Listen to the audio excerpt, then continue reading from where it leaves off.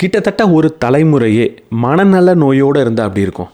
இன்றைக்கி நீங்கள் பார்த்துக்கிட்டு இருக்கக்கூடிய டீனேஜர்ஸாக இருக்கட்டும், பருவத்தினராக இருக்கட்டும், இல்லை குழந்தைகளாக இருக்கட்டும், அவங்க எல்லாரும் வளர்ந்து வரும்போது அவங்க மனநல நோயோடு இருக்கிறதுக்கான வாய்ப்பு ரொம்ப ரொம்ப அதிகம் அப்படின்னு ஒரு புத்தகம் சொல்லுது. அவங்க கண்டிப்பாக வளர்ந்து வந்து மனநல நோயோடு தான் இருக்க போகிறாங்கன்னு ஒரு புத்தகம் சொல்லுது. இதுக்கு என்ன காரணம்னு நினைக்கிறீங்க? பெருசாக ஏதோ காரணம்னு நினச்சிக்கிட்டு இருந்தீங்கன்னா பெரிய காரணம்லாம் ஒன்றும் இல்லை. இந்த சின்ன கருவி தான் காரணம். கண்டிப்பாக இது உங்கள் வீட்டில் இருக்கும். உங்கள் வீட்டில் இருக்கக்கூடிய குழந்தைகள் அழுதா நீங்கள் என்ன செய்வீங்க? முன்னெல்லாம் அழுதா ஏதோ செய்வோம். இப்போ அழுதா குழந்தைகளுக்கு நம்ம என்ன தரோம்? உடனடியாக ஒரு ஃபோன் தானே அந்த குழந்தை கைக்கு போகுது. நீங்கள் ஏதோ ஒரு வீட்டுக்குள்ளே போகிறீங்க, அந்த வீட்டில் இருக்கக்கூடிய குழந்தையோ இல்லை பருவத்தினரோ கையில் ஒரு ஃபோனோடு இருக்கிறத நீங்கள் பார்த்தா அடுத்த நிமிஷமே புரிஞ்சிக்க வேண்டிய ஒரு விஷயம் என்ன தெரியுமா? அந்த குடும்பத்தின் எதிர்காலம் கேள்விக்குறியாகுது அப்படின்றத புரிஞ்சுக்கோங்க. ரொம்ப ஒரு ஷாக்கிங்கான ஒரு வார்த்தையை பேசுகிறேன், ரொம்ப கடுமையான ஒரு வார்த்தையை பேசுகிறேன்னு எனக்கு தெரியும். ஆனால் அதை தான் இந்த புத்தகம் நமக்கு சொல்லுது. இவ்வளவு பெரிய புத்தகம் அப்படின்னு உங்களுக்கு தோணும். ஆனால் இந்த புத்தகத்தில் ஒரு அதிர்ச்சி இருக்குது. அது என்ன தெரியுமா? இந்த புத்தகத்தில் கிட்டத்தட்ட இவ்வளவு பக்கம் 150க்கும் அதிகமான பக்கத்தில் என்ன எழுதியிருக்கு தெரியுமா? பொதுவாக ஒரு புத்தகத்தோட கடைசி பக்கங்கள் எடுத்து பார்த்தா, முக்கியமாக இந்த மாதிரி சயின்டிஃபிக் ரிசர்ச் பண்ண புத்தகத்தோட கடைசி பக்கங்கள் எடுத்து பார்த்தா, அவங்க எந்த மாதிரி ரிசர்ச் பேப்பரெல்லாம் படித்து இதை எழுதுனாங்க அப்படின்னு நோட்ஸாக கொடுப்பாங்க. இந்த ஆர்டிக்கல் படித்தேன்னு எழுதிட்டு இருப்பாங்க. அது கிட்டத்தட்ட ஒரு 5லேருந்து 10 பக்கம் போகும். ஒரு 10 பக்கம் போனதுன்னா அவங்க கிட்டத்தட்ட 100கணக்கான ஆர்டிக்கல்ஸை படிச்சிருக்காங்கன்னு அர்த்தம், ரிசர்ச் பேப்பரை படிச்சிருக்காங்கன்னு அர்த்தம். இதில் அந்த மாதிரி நோட்ஸ் எழுதினதே 150க்கும் அதிகமான பக்கம் இருக்குது. அப்போ கிட்டத்தட்ட இந்த ஆத்தர் ஒரு 1,00,000க்கும் அதிகமான ஆர்டிக்கல்ஸை படிச்சிருப்பார். அட்லீஸ்ட் 1,00,000க்கும் அதிகமான பக்கங்களை படிச்சிருப்பார். நம்மளால் 1,00,000 பக்கங்களை படிக்க முடியாது, இல்லை இந்த புத்தகம் இருக்கக்கூடிய ஒரு 350 பக்கத்தை படிக்க முடியாது. ஆர் அட்லீஸ்ட் இந்த 1 மணி நேர காணொலியை நம்மளால் பார்க்க முடியுமா அப்படின்றது கூட எனக்கு தெரியல. இதுக்கும் இன்றைக்கி காரணம் இந்த ஃபோனாக தான் இருக்குது. நமக்கு குயிக்காக டோபமைன் கொடுக்கக்கூடிய ரீல்ஸை பார்க்க தான் பிடிச்சிருக்கு. இவ்வளோ பெரிய ஒரு ரிசர்ச்சை பற்றி பேசக்கூடிய காணொலியை பார்க்குறதுக்கான நேரமோ பொறுமையோ ஒரு திறனோ நமக்கு கிடையாது.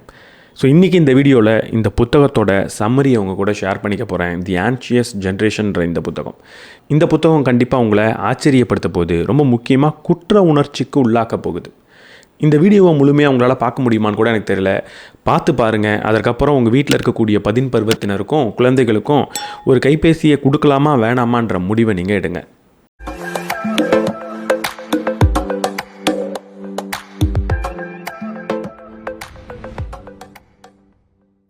யோசிச்சு பாருங்களேன், இலான் மஸ்க் மாதிரி ஒரு பெரிய பிஸ்னஸ்மேன். அவர் என்ன நினைக்கிறாருன்னா, நம்ம மார்ஸில் போய் மனிதர்களை வாழ வைக்கணும்னு நினைக்கிறார்.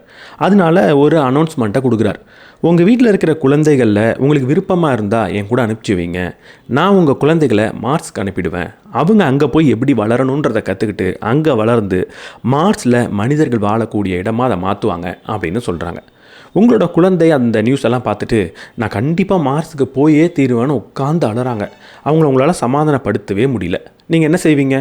நீங்கள் ரொம்ப புத்திசாலித்தனமாக சரி மார்ஸுக்கு அனுப்பி வச்சிடலாம் அப்படின்னு யோசிக்கிறீங்க. ஆனால் அனுப்புறதுக்கு முன்னாடி மார்ஸுக்கு போனால் என்ன ஆகும் அப்படின்ற ஒரு ரிசர்ச்சை பண்ணுறீங்க. நீங்கள் ரிசர்ச் பண்ணும்போது தான் தெரியுது, மார்ஸுக்கு குழந்தைகளை அனுப்பி வச்சா நம்ம சொந்தக்காரன் வீட்டுக்கு அனுப்பி வைக்கிற மாதிரி அவங்க திரும்ப வந்துட்டுலாம் போக முடியாது. அங்கே போனால் திரும்ப வராமலே போகிறதுக்கான வாய்ப்பு இருக்குது அப்படின்றத நீங்கள் பார்க்குறீங்க. இந்த மனிதன் அப்படின்றவன் பூமியில் வளர்கிறதுக்காக உருவாக்கப்பட்டவன்.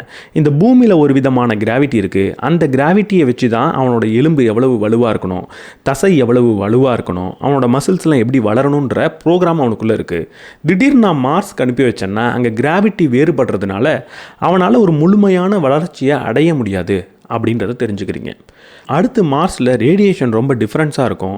இங்கே பூமியில் அட்மாஸ்பியர்னு ஒன்று இருக்குது. அதனால் சூரியன்லேருந்து வரக்கூடிய ரேடியேஷனை அது கொஞ்சம் ஃபில்டர் பண்ணுது. ஆனால் மார்ஸ்க்கு போனால் அப்படிலாம் கிடையாது. சூரியனுக்கு கொஞ்சம் பக்கமாகவும் இருக்குது. அதனால் ரேடியேஷன் ரொம்ப அதிகம் அப்படின்றத நீங்கள் தெரிஞ்சுக்கிறீங்க. இதெல்லாம் தெரிஞ்சுக்கிட்டதுக்கப்புறம் உங்கள் குழந்தைய கண்டிப்பாக நீங்கள் மார்ஸ்க்கு அனுப்பி வைப்பீங்களா? யோசிக்கவே வேணாம். இவ்வளவு ஆராய்ச்சி கூட பண்ண மாட்டீங்க. கண்டிப்பாக உங்களோட குழந்தைய மார்ஸுக்கு அனுப்பி வைக்க மாட்டீங்கல்ல. நான் ஏன் என் குழந்தைய மார்ஸுக்கு அனுப்ப போகிறேன் அப்படின்னு தானே கேட்பீங்க. இல்லை ஏதாவது ஒரு கம்பெனி தான் உங்கள்கிட்ட வந்து உங்கள் குழந்தைய மார்ஸ்க்கு கூட அனுப்பி வைங்கன்னு கேட்குமா?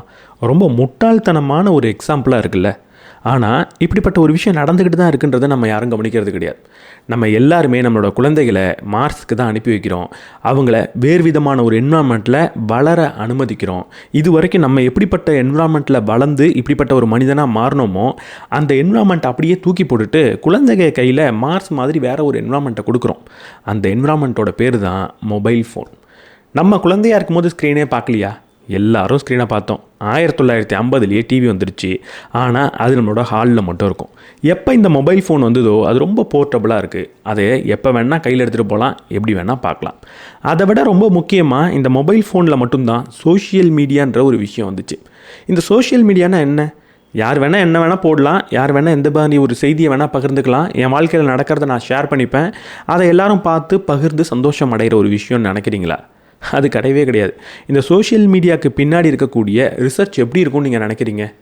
உங்களை சோஷியல் மீடியாக்குள்ளேயே உட்கார வைக்கிறதுக்கு என்ன செய்யணும் அப்படின்ற ஸ்டடியை மட்டும்தான் பண்ணுவாங்க. நான் இவ்வளோ பெரிய வீடியோ போடுறேன்ல, எனக்கு எப்போ காசு வரும்னு நினைக்கிறீங்க? இந்த வீடியோவை நீங்கள் முழுமையாக உட்காந்து பார்த்துக்கிட்டே இருந்தால் மட்டும்தான் கிடைக்கும். என் வீடியோவை நீங்கள் தொடர்ந்து பார்த்துக்கிட்டே இருக்கணும். நீங்கள் இந்த யூடியூப்குள்ளேயே இருக்கணும். இந்த யூடியூப் எனக்கு கொடுத்துருக்க டாஸ்க் என்னென்னா, உங்களை யூடியூப்குள்ளேயே நான் வச்சுருக்கணும், வேறு எந்த ஒரு பிளாட்ஃபார்முக்கும் அனுப்பக்கூடாது. இப்படிப்பட்ட ஒரு டாஸ்க் மட்டும்தான் சோஷியல் மீடியாவுக்கு இருக்குன்னா, சோஷியல் மீடியா என்ன செய்யும்? உங்களை உள்ளேயே தக்க வச்சுக்கிறதுக்கு என்ன மாதிரி சைக்காலஜிக்கல் ஹேக்கை பயன்படுத்தலான்ற ரிசர்ச்சை மட்டும்தான் பண்ணோம்.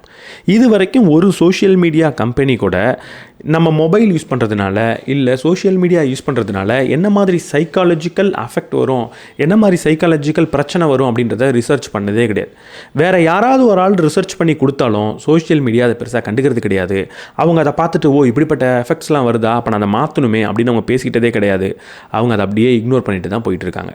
இங்கே பிரச்சனை என்னென்னா, நம்மளை மாதிரி வளர்ந்த மனிதர்களாலேயே சோஷியல் மீடியா விட்டு வெளியே போக முடியாமல் இருக்கிறப்போ நம்ம கொஞ்சம் கூட கவலைப்படாமல் நம்மளோட குழந்தைங்க கையில் அதை கொடுக்குறோம். குழந்தைங்களோட மூளை ரொம்ப ரொம்ப ஒரு சாஃப்டான மூளை. அது அப்போ தான் வளர்ந்து வருது. இந்த உலகத்தில் நான் எப்படி வாழணும், எப்படி நான் உயிர் பிழைக்கணும் அப்படின்றத கற்றுக்கிட்டே வருது. மூளையில் ஒவ்வொரு நாளும் லட்சக்கணக்கான ஒயரிங் நடந்துக்கிட்டே இருக்குது, நியூராலஜிக்கல் ஒயரிங்.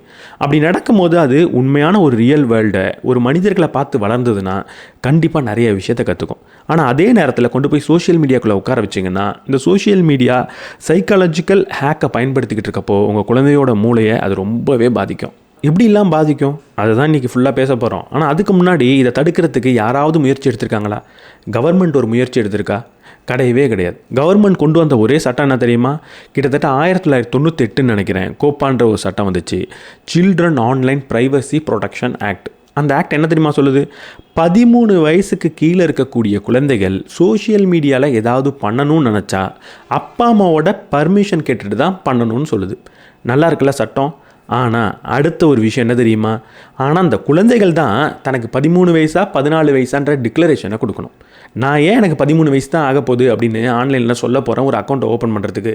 எனக்கு 15 வயசுன்னு நானே பர்த்டேட்டை மாற்றி கொடுத்துட்டு போக போகிறேன். இன்றைக்கி அமெரிக்காவை பற்றி ஒரு ஸ்டாட் சொல்கிறாரு. என்ன சொல்கிறாரு தெரியுமா? அமெரிக்காவில் இருக்கக்கூடிய 40% அதிகமான 13 வயசுக்கு கம்மியாக இருக்கிற குழந்தைகள் தானாக இன்ஸ்டாகிராமில் அக்கௌண்ட்டை ஓப்பன் பண்ணியிருக்காங்களாம். இன்ஸ்டாகிராம் அக்கௌண்ட் தானே, யூஸ் பண்ணிட்டு போட்டோம், நல்ல நல்ல ரீல்ஸ் வரும், பார்த்துட்டு போட்டுமே அப்படின்னு நீங்கள் நினச்சிங்கன்னா அப்படி கிடையாது. இந்த குழந்தைகளோட மூளை எப்படி இருக்கும் அப்படின்றத புரிஞ்சுக்கோங்க. நம்மளை யோசிக்க வைக்கக்கூடிய பகுதி ப்ரீஃப்ரண்டல் கார்டெக்ஸ். இந்த ப்ரீஃப்ரண்டல் கார்டெக்ஸ் தான் நம்மளை லாஜிக்கலாக யோசிக்க வைக்கும். இதை செய்யலாமா வேணாமான்ற முடிவெடுக்க வைக்கும். இதை செஞ்சால் இதிலிருந்து வரக்கூடிய விளைவு உண்மையாக நமக்கு நல்லதா இல்லை பெரிய ஆபத்தை கொண்டு வந்து கொடுக்குமா அப்படின்னு பார்க்க முடியும். நான் பண்ணக்கூடிய ஒவ்வொரு செயல்லையும் வரக்கூடிய நல்லது எவ்வளோ கெட்டது எவ்வளோன்ற ஆராய்ச்சியை பண்ணி பார்க்கும். இன்றைக்கி வேகமாக பைக் ஓட்டுறோன்னா கொஞ்சம் த்ரில்லாக இருக்கும், ஆனால் ஆக்சிடென்ட் ஆகி சாகிறதுக்கே வாய்ப்பு இருக்குது அப்படின்றத புரிஞ்சுக்கணுன்னா இந்த ப்ரீஃப்ரண்டல் கார்டெக்ஸ் அப்படின்றது தேவை. நம்ம பண்ணுறது நம்மளை எப்படி பாதிக்கும் அப்படின்றத புரிஞ்சுக்கிறதுக்கு இந்த ப்ரீஃப்ரண்டல் கார்டெக்ஸ் தேவை. ரொம்ப முக்கியமாக ஒரு விஷயத்தை பார்க்கும்போது ரொம்ப ஈர்ப்பாக இருக்கும், அதை செய்யணும்னு ஒரு ஆசை வரும். ஆனால் அதை செஞ்சால் பிரச்சனையாயிடும், செய்யாதுன்னு சொல்கிறதுக்கு ப்ரீஃப்ரண்டல் கார்டெக்ஸ் தேவை. குழந்தைகளுக்கும் 10 பருவத்தினருக்கும் டீனேஜர்ஸ்க்கும் இந்த ப்ரீஃப்ரண்டல் கார்டெக்ஸ் முழுமையாக வளர்ந்துருக்காது. ஆனால் எது முழுமையாக வளர்ந்துருக்கும் தெரியுமா? ரிஸ்க் எடுக்கிற பகுதி முழுமையாக வளர்ந்துருக்கும், ஆசைப்படுற பகுதி முழுமையாக வளர்ந்துருக்கும். அதனால தான் டீனேஜில் நம்ம யோசிக்காமல் நிறைய தப்பு பண்ணிவிடுவோம். சின்ன சின்ன தப்பாக இருக்கட்டும் இல்லை பெரிய பெரிய தப்பாக இருக்கட்டும், இது எல்லாம் நடக்கிறதுக்கு முக்கியமான காரணம் டீனேஜாக இருக்கும். அப்போ நம்ம யோசிக்க மாட்டோம், இதை செஞ்சால் நமக்கு இன்ஸ்டாகிராமில் லைக் வரும், வியூ வரும் அப்படின்றதுக்காக எவ்வளவு கொடூரமான செயல்களை செய்வோம் அப்படின்றத நீங்கள் இப்போ ரீசெண்டாக கூட ஒரு நியூஸில் பார்த்துருப்பீங்க. டீனேஜில் மூளைன்றதே வளரல. அந்த நேரத்தில் சோஷியல் மீடியாவை கொடுத்து நீ இதெல்லாம் செஞ்சினா உன்னை சோஷியல் மீடியாவில் லைக் பண்ணுவாங்க, நீ கெத்துன்னு சொல்லுவாங்க அப்படின்னு சொன்னீங்கன்னா யோசிக்காமல் கண்ட வேலை தான் செய்வான். அந்த நேரத்தில் அவனோட எதிர்காலன்றது முற்றிலும் அழிஞ்சு தான் போகும். 1995 வச்சுக்கோங்க, அதுக்கப்புறம் பிறந்த குழந்தைகள் தான் அவங்க வயசுக்கு வரும்போது கையில் ஃபோனோடு இருந்தாங்க. டீனேஜை தொடும்போது கையில் ஃபோனோடு இருந்தாங்க. இந்த ஃபோன் இருந்ததுனால என்னெல்லாம் ஆச்சு? அவங்க செக்ஸுன்ற ஒரு விஷயத்தையே ஃபோனை பார்த்து தான் கற்றுக்கிட்டாங்க. என்ன கேட்டிங்கன்னா நான் செக்ஸுன்ற விஷயத்தை ஃபோனில் இருந்தால் கற்றுக்கிட்டேன், எனக்கு வேறு யாரும் சொல்லி தந்தது கிடையாது. இந்த மாதிரி ஒவ்வொரு விஷயத்தையும் ஃபோனை பார்த்து கற்றுக்குறோம். ரொம்ப முக்கியமாக இந்த டீனேஜில் இருக்கிறவங்க அவங்களோட இமேஜை காப்பாற்றிக்கணும் அப்படின்னு நினைப்பாங்க. அவங்களோட இமேஜ் மேலே ரொம்ப பெரிய ஒரு வெறி இருக்கும். டீனேஜில் என்னை யாராவது பார்த்து சிரிச்சுட்டா எனக்கு ரொம்ப கோவமாக வரும். டீனேஜில் நான் என் கையில் நல்ல நல்ல பொருட்களை தான் எடுத்துகிட்டு போகணும் அப்படின்னு நினைப்பேன். ஒரு கிழிஞ்ச ஆடையை நான் போட்டுக்கணும் அப்படின்னு ஆசைப்பட மாட்டேன். இல்லை என் கையில் ஒரு பை எடுத்துகிட்டு போகிறேன், அதில் சின்னதாக ஒரு ஓட்டை இருக்குது அப்படின்னா அதை பார்த்து அடுத்தவங்க சிரிப்பாங்கன்னு யோசிப்பேன். இப்போ அது பயனளிக்குதா இல்லையான்றது மட்டும்தான் நான் யோசிக்கிறது. ஆனால் டீனேஜில் என்னோடய இமேஜ்ன்றது எனக்கு ரொம்ப முக்கியம். டீனேஜில் எப்போ இந்த ஃபோன் வந்துருச்சோ அப்போ என்னோடய இமேஜ் மட்டும் எனக்கு முக்கியம் கிடையாது. ஆன்லைனில் நான் வச்சுருக்கிற இமேஜும் எனக்கு ரொம்ப முக்கியம். நான் ஃபேஸ்புக்கில் என்ன போஸ்ட் போடுறேன் அப்படின்றது ரொம்ப முக்கியம். ஃபேஸ்புக்கில் என் போஸ்ட்டுக்கு என்ன மாதிரி கமெண்ட்ஸ் வருது அப்படின்றது ரொம்ப ரொம்ப முக்கியமாக எனக்கு தெரிஞ்சுது. என்னோடய நெருங்கிய நண்பர்களில் சிலரை கூட ஆன்லைனில் போடக்கூடிய கமெண்ட்னால நான் இழந்திருக்கேன் அப்படின்றது தான் உண்மை. ஏன்னா அந்த சமயத்தில் என்ன கமெண்ட் வருதுன்றது ரொம்ப முக்கியம். டீனேஜ்ன்றது அவ்வளோ முக்கியமான விஷயம். நம்ம எல்லாருமே மனிதர்களோடு சேர்ந்து வளர்ந்த ஒரு கூட்டம் தான். நமக்கு மனிதர்கள் மத்தியில் நம்மளோட இமேஜ் எப்படி இருக்கணுன்றது ரொம்ப ரொம்ப முக்கியம். அப்படி தோணணும். அப்படி தோணினா தான் நம்ம ஹெல்த்தியாக இருக்கோம்னு அர்த்தம். நான் எப்போ காட்டில் வாழ்ந்தனோ அப்பையிலேருந்தே நான் நிறைய மனிதர்களோடு தான் வாழ்ந்துக்கிட்டு இருக்கேன். இன்றைக்கும் நிறைய மனிதர்களோடு தான் வாழ்ந்துக்கிட்டு இருக்கேன். அவங்க எல்லாரும் என்ன நல்லா பார்க்கணும், அவங்க எல்லாரும் என்ன அவங்க கூட சேர்த்துக்கணும். அப்படி சேர்த்துக்கும் போது மட்டும்தான் நான் அவங்க கூடயே இருப்பேன், சேஃபாக இருப்பேன், எனக்கு எந்த ஒரு ஆபத்தும் வராது. அதனால் நான் செய்யக்கூடிய செயல்கள் அடுத்தவங்களுக்கு பிடிக்குமா பிடிக்காதா, அவங்கள திருப்திப்படுத்துமா படுத்தாதா, அவங்க இதை தப்பாக நினச்சிப்பாங்களா மாட்டாங்களா, அவங்க என்னை ஏற்றுப்பாங்களா மாட்டாங்களான்ற கேள்வி எனக்கு வரது தான் ஹெல்த்தியான ஒரு பிரெயினுக்கு அடையாளம். ஆனால் அது நமக்கு பயனளிச்சுதான்னு பார்த்தா கண்டிப்பாக பயனளிச்சுது. நான் சின்ன வயசில் ரொம்ப ரொம்ப ஈகோவாக இருப்பேங்க. அந்த ஈகோ எப்படி கொஞ்சமாக குறைஞ்சிது அப்படின்னு பார்த்தா, நான் எப்போ ஈகோவோட அடுத்தவங்களுக்கு ரெஸ்பாண்ட் பண்ணுறனோ அவங்க என்னை ஏற்றுக்கிறது கிடையாது, என்னை கொஞ்சமாக ஒதுக்குற மாதிரி எனக்கு தோணுது. அப்போ நான் என்ன பண்ணுவேன், ஈகோவை குறைச்சிக்கலாம் அப்படின்னு கொஞ்சம் குறைச்சிப்பேன். அடிக்கடி கோவப்படுறேன், எல்லாத்துக்கும் நான் தான் பெரிய ஆளுன்னு சண்டை போடுறேன் அப்படின்னா, சண்டை போடும்போது அவங்க என்னை எப்படி பார்க்குறாங்க, கோவப்படும் போது கொஞ்சமாக விலகி போகிறாங்க. அதுக்கப்புறம் என்கிட்ட பேசுகிறத குறைச்சிக்கிறாங்க. இதை பார்த்த உடனே நான் என்ன செய்வேன், சரி கோவத்தை குறைச்சிப்போம் அப்படின்னு கோவத்தை கொஞ்சம் கொஞ்சமாக குறைச்சிப்பேன். அப்போது நான் ஒரு நல்ல மனிதனாக உருவெடுத்து வரதே இந்த எண்ணத்தால் மட்டும்தான். ஆனால் இப்போ இருக்கக்கூடிய குழந்தைகள் உண்மையாக இப்படி வளர்ந்து வராங்களான்னு பார்த்தா கிடையாது. இங்கே ஒரு சின்ன ஹேக் இருக்குது. என்ன தெரியுமா, நான் ஏதாவது ஒரு மனிதன்கிட்ட கோவப்பட்டுட்டாலோ, ஏதாவது ஒரு மனிதனை கொஞ்சமாக வருத்தப்பட வச்சுட்டாலோ, இல்லை அவன்கிட்ட என்னோட ஈகோவை காட்டிட்டாலோ அவனை விட்டு உடனடியாக ஓடி போக முடியாது. அவனுக்கு என்னோடய முகம் ஞாபகம் இருக்கும், நான் யாருன்றது அவனுக்கு தெரியும். அதனால் அவன் எப்போ என்னை பார்த்தாலும் ஒரு மாதிரி பார்ப்பானேன்னு எனக்கு தோணிக்கிட்டே இருக்கும். அவன் எல்லார்கிட்டையும் போய் இவன் தான் இப்படி பண்ணான் அப்படின்றத சொல்லுவானேன்னு ஒரு பயம் இருக்கும். அதனாலேயே முடிஞ்ச அளவுக்கு தவறுன்னு தெரிஞ்ச விஷயத்தை கொஞ்சம் குறைச்சிக்க நினைப்பேன். ஆனால் எப்போ ஆன்லைன் வந்துருச்சோ, எப்போ சோஷியல் மீடியா வந்துருச்சோ, அங்கே நமக்கு நம்மளோட ஐடென்டிட்டி என்னன்றதை வெளியே காட்டாமலே நம்ம என்ன வேணால் செஞ்சுக்கலான்ற ஒரு சுதந்திரன்றது கிடச்சிருச்சு. இதை நம்ம எல்லாரும் நோட் பண்ணோம். இப்போவே உங்களுக்கு இந்த கமெண்ட் செக்ஷனில் நீங்கள் என்ன வேணால் பேசலாம், என்னை எவ்வளவு அசிங்கமாக வேணால் திட்டலாம். அப்படி திட்டினா நீங்கள் யாருன்றது யாருக்குமே தெரியாது. நீங்கள் உங்களோட ஐடியில் வெறும் நம்பரை மட்டுமே வச்சுக்கலாம், உங்கள் ஃபோட்டோ வைக்க தேவையில்ல, உங்கள் பேர் வைக்க தேவையில்ல. இப்படிப்பட்ட ஒரு சுதந்திரம் கிடச்சா நீங்கள் என்ன செய்வீங்க? நமக்கு சின்ன வயசில் நம்மளோட வன்மத்தெல்லாம் வெளியே காட்டணும்னு தோணும், அது தப்பு கிடையாது. அதை காட்டும் போது கொஞ்சம் கொஞ்சமாக அதை குறைச்சிக்கிறதுக்கு இந்த சமுதாயமே ஒரு வழியை உருவாக்கி வச்சுருக்கு. ஆனால் ஆன்லைனில் அந்த வழிகள்லாம் கிடையாது. நீ என்ன வேணால் தப்பு பண்ணலாம், பண்ணிவிட்டு அங்கேருந்து தப்பிச்சு போயிடலாம். நான் சொல்கிறது பெரிய பெரிய தப்பு கிடையாது. இப்போ நம்ம நியூஸில் பார்க்குற மாதிரி பெரிய பெரிய தப்பை பண்ணிவிட்டு வீடியோ எடுத்து ஆன்லைனில் போட்டுட்டு தப்பிச்சு போகலான்னு நீங்கள் நினைக்காதீங்க. அதெல்லாம் பண்ண முடியாது. ஆனால் சின்னதாக ஒருத்தவனை காயப்படுத்தலாம், நீ ரொம்ப கேவலமானவன்னு சொல்லலாம், என்னோட நிறத்தை வச்சு நீங்கள் என்னை அசிங்கப்படுத்தலாம், என்னோட ஒரு சமுதாயத்தை வச்சு நீங்கள் என்னை எப்படி வேணால் அசிங்கப்படுத்தலாம், நான் எங்கேருந்து வந்திருக்கேன்றதை வச்சு நீங்கள் எவ்வளவு கேவலமாக வேணால் என்னை பேசிவிட்டு அங்கேருந்து தப்பிச்சு போயிடலாம். அப்படிப்பட்ட ஒரு சுதந்திரம் கிடைக்கிறப்போ ஒன்றும் தெரியாத, ஓரளவுக்கு மூளை வளர்ச்சி இன்னும் முழுமையடையாத இந்த டீனேஜர்ஸ் என்ன செய்வாங்க, அவங்கக்குள்ளே இருந்து இந்த மாதிரி விஷயம் வெளியே வரணும்னு தவிக்கும் போது, ஒரு செக்ஷுவல் ஒரு எனர்ஜி பீக்கில் இருக்கும்போது அவங்க என்ன செய்வாங்கன்னு யோசிச்சு பாருங்கள். அவங்க கையில் இந்த ஃபோனை கொடுத்தா என்ன நடக்கும்னு யோசிச்சு பாருங்கள். இந்த சோஷியல் மீடியா கம்பெனியும் இப்படிப்பட்ட அவங்களுக்குள்ளே இருக்கிற சின்ன வன்மத்துக்கு தீனி போடுறதுக்காகவே உருவானா எப்படி இருக்கும்னு நினச்சி பாருங்கள். கிட்டத்தட்ட ஒரு சிகரெட் கம்பெனி மாதிரி தான். சிகரெட் குழந்தைங்களோட கைக்கு போகக்கூடாதுன்னு நம்ம எல்லாருக்குமே தெரியும், சிகரெட் கம்பெனிக்கும் தெரியும். ஆனால் சிகரெட்டை எப்போ ஒரு மனிதனுக்கு விற்க முடியும் தெரியுமா? அவன் டீனேஜில் இருக்கும்போது மட்டும்தான் விற்க முடியும். இந்த உலகத்தில் யார்கிட்ட வேணால் போய் கேட்டு பாருங்கள், நிறைய சிகரெட் பிடிக்கக்கூடிய ஒரு நபராக இருந்தால் அவர் கண்டிப்பாக அவரோட டீனேஜில் அதற்குள்ளே வந்திருக்கிறதுக்கான வாய்ப்பு அதிகம். ஒரு 100 பேர் சிகரெட் பிடிக்கிறவங்கள பிடிங்க, அந்த 100 பேர்கிட்டையும் நீங்கள் முதல்ல குடித்த சிகரெட் எப்போன்னு கேட்டு பாருங்கள். 100ல் 80, 90 பேர் என்ன தெரியுமா சொல்லுவாங்க? நான் ஸ்கூல் படிக்கிறப்ப, நான் டீனேஜராக இருக்கிறப்ப அப்படின்னு சொல்லுவாங்க. அதாவது அஃபிஷியலாக நீ சிகரெட் பிடிக்கலான்னு கவர்மெண்ட் சொல்கிறதுக்கு முன்னாடியே அவன் சிகரெட் பிடிச்சிருப்பான். இப்போ எனக்கு வயசாயிருச்சு, இப்போ என்கிட்ட யாராவது ஒருத்தன் வந்து சிகரெட்டை கொடுத்து புடின்னு சொன்னால், இது வரைக்கும் நான் சிகரெட் பிடிச்சதில்லை, கொடுத்தா நான் வேணான்னு சொல்லுவேன். கேன்சர் தானே வரும், தூக்கி போடுறா அப்படின்னு சொல்லுவேன். எனக்கு முன்னாடி யாராவது சிகரெட் பிடிச்சாலே மூக்க மூடிட்டு போயிடுவேன், ஏன்னா எனக்கு கேன்சர் வரும்ன்ற ஒரு பயம் இருக்குது. ஆனால் ஒரு வேளை என்னோட 15-16 வயசில் யாராவது சிகரெட்டை கொண்டு வந்து என் கையில் கொடுத்து குடின்னு சொல்லிக்கிட்டு இருந்தா, ஒரு 5 தடவைக்கு மேலே சொல்லியிருந்தா, நான் கண்டிப்பாக குடிக்கிறதுக்கான வாய்ப்பு தான் இருக்குது. ஏன்னா அப்போ எனக்கு சிகரெட்டுன்றது கேன்சர் கிடையாது. அப்போ சிகரெட் என்ன தெரியுமா? ஸ்டைலு.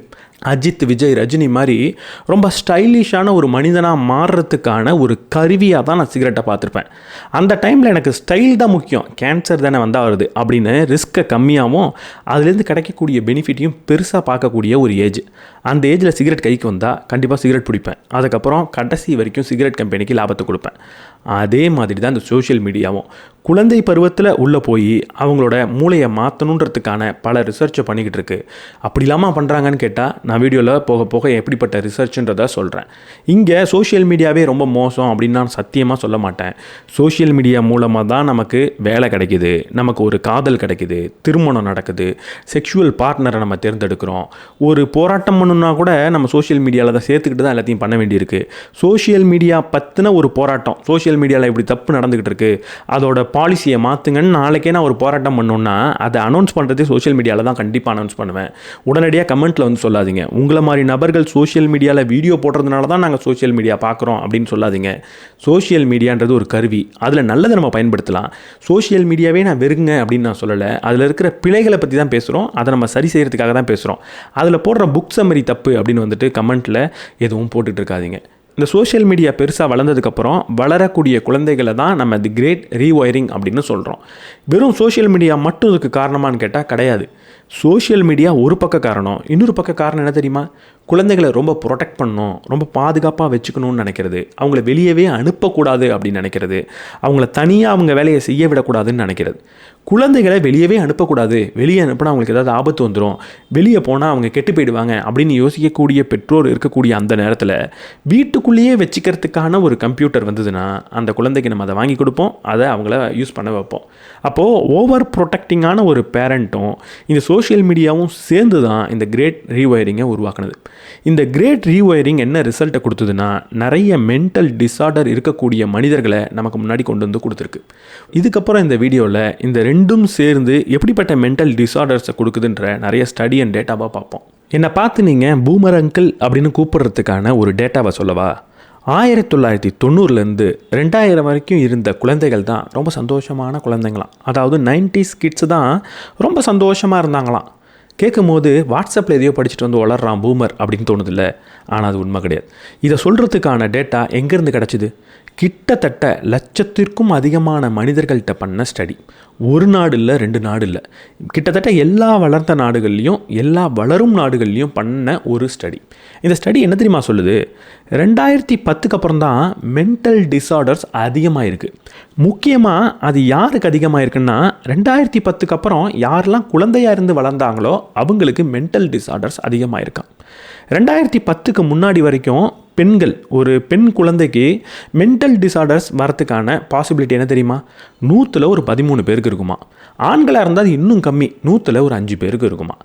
திடீர்னு 2010க்கு அப்புறம் பார்த்தா 2 பேருக்குமே அது 150% அதிகமாக அதிகரிச்சிருக்கு. பெண்களுக்கு கிட்டத்தட்ட 30 பேர், 100ல் 30 பேருக்கு மென்டல் டிஸார்டர்ஸ் வருது, ஆண்களுக்கு 100ல் 15 பேருக்கு வருது. அடுத்து இப்படி வரக்கூடிய மென்டல் டிஸார்டர்ஸ் எந்த வகையை சார்ந்ததுன்றதை நம்ம கண்டிப்பாக கவனிச்சாகணும். இந்த மென்டல் டிஸார்டர்ஸை 2 வகைப்படுத்தலாம். ஒன்று என்ன தெரியுமா? இன்டர்னலைசிங் மென்டல் டிஸார்டர்ஸ், இன்னொன்று எக்ஸ்டர்னலைசிங் மென்டல் டிஸார்டர்ஸ்.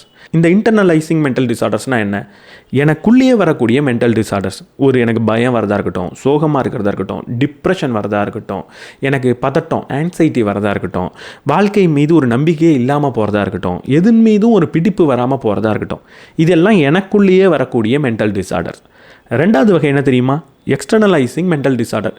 கோவம் வருது, வெறி வருது, யாரையாவது போட்டு அடிக்கலான்னு தோணுது, சைக்கோவாக மாறுறேன் அப்படின்னா அது எக்ஸ்டர்னலைசிங் மென்டல் டிஸார்டர். எந்த வகையான மென்டல் டிஸார்டர்ஸ் அதிகரிச்சிருக்கு அப்படின்னு பார்த்தா இன்டர்னலைசிங் மென்டல் டிஸார்டர்ஸ் ரொம்பவே அதிகரிச்சிருக்கு. எந்த வகை? முக்கியமாக 2. ஒன்று ஆன்சைட்டி, பதட்டம். 2வது டிப்ரெஷன். இது 2த்தையும் நம்ம தெளிவாக புரிஞ்சுக்கணும். ஆன்சைட்டினா என்ன? பொதுவாக நம்ம என்ன நினச்சிட்றோம்னா, ஆன்சைட்டினா பயம்னு நினச்சிட்றோம். பயமும் பதட்டமும் ஒன்று கிடையாது. பயம்னா என்ன, பதட்டம்னா என்ன? Diagnostic and statistical manual for mental disorder அப்படின்ற ஒரு மேனுவல் இருக்குது. சைக்காலஜியோட பைபிள் அது. அதோட 5th ரிவிஷனில் என்ன சொல்லியிருக்காங்க தெரியுமா? பயம் அப்படின்றது வேறு, ஆங்ஸைட்டி பதட்டம்ன்றது வேறு. இந்த பயம்னா என்ன? பயம் எப்போ தெரியுமா வரும்? எனக்கு பாம்பை பார்த்தா பயமாக இருக்கும். யாராவது ஒருத்தவன் கத்தி எடுத்துகிட்டு எனக்கு குத்த வந்தால் எனக்கு பயமாக இருக்கும். ஏதோ ஒரு விஷயம் நடந்துக்கிட்டு இருக்குது, அது ஆபத்தாக நான் உணர்ந்தால், அது ஆபத்தாக இருந்தால் எனக்கு பயம் வரும். அதாவது நிகழ்காலத்தில் நடக்கக்கூடிய ஒரு நிகழ்வுக்காக எனக்குள்ளே வரக்கூடிய ஒரு உணர்வுன்றது பயம். ஆனால் எதிர்காலத்தில் ஒன்று நடக்குமா நடக்காதான்னு தெரியாமல் எனக்குள்ளே ஒன்று வருதுன்னா அதுக்கு பேர் பதட்டம். எதிர்காலத்தில் இப்படி நடந்துருமோ, நமக்கு இப்படி ஆகிடுமோ அப்படின்னு பயப்படுறது பேர் பதட்டம், பயம் கிடையாது. இது தப்பான்னு கேட்டால் ஆங்ஸைட்டின்றது தப்பு கிடையாது. நான் எக்ஸாமில் ஃபெயில் ஆகிடுவணும் அப்படின்னு நினச்சி பயப்படுறது தப்பு கிடையாது.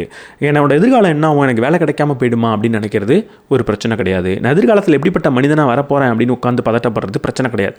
ஆனால் இந்த பதட்டன்றது எப்போ பிரச்சனையாகுது? அதுக்கு முன்னாடி டிப்ரெஷன்னா என்னென்னு பார்ப்போம். இந்த டிப்ரெஷன் பற்றி நான் என்னென்னு சொல்ல தேவையில்ல, அது என்னென்னு உங்களுக்கே தெரியும். இப்போல்லாம் நான் ஒரு டிப்ரெஸ்டான ஆளுன்னு சொல்லிக்கிறதே ஒரு ஃபேஷன் ஸ்டேட்மெண்ட்டாக எடுத்துகிட்டு நம்மலாம் சுற்றிக்கிட்டு இருக்கோம். ஆனால் டிப்ரெஷன்னா என்ன? எனக்கு ஒரு பயம் உள்ளே இருந்துக்கிட்டே இருக்குது, சோகம் இருந்துக்கிட்டே இருக்குது, எதன் மீதும் பிடிப்பு இல்லாமல் போயிடுது, நம்பிக்கையே இல்லாமல் போயிடுது, எந்நேரமும் வருத்தத்துலேயே இருக்கேன் அப்படின்னா அது டிப்ரெஷன். இது கிட்டத்தட்ட 2 வாரத்துக்கு தொடர்ந்து இருந்துக்கிட்டே இருந்தால் தான் அந்த டிப்ரெஷன் அப்படின்னு சொல்லுவாங்க. திடீர்னு ஒரு வாரத்துக்கு எனக்கு ஒரு மாதிரி மனசு ஒரு மாதிரி இருக்குது அப்படின்னா அதுக்காகலாம் டிப்ரெஷன் கிடையாது. 2 வாரம் தொடர்ந்து இந்த உணர்வு மட்டுமே உங்களுக்கு இருக்கணும். ஆனால் அதோடு சேர்த்து ஃபிசிக்கல் சிம்டம்ஸ் உங்களுக்கு வர ஆரம்பிச்சிருக்கணும்.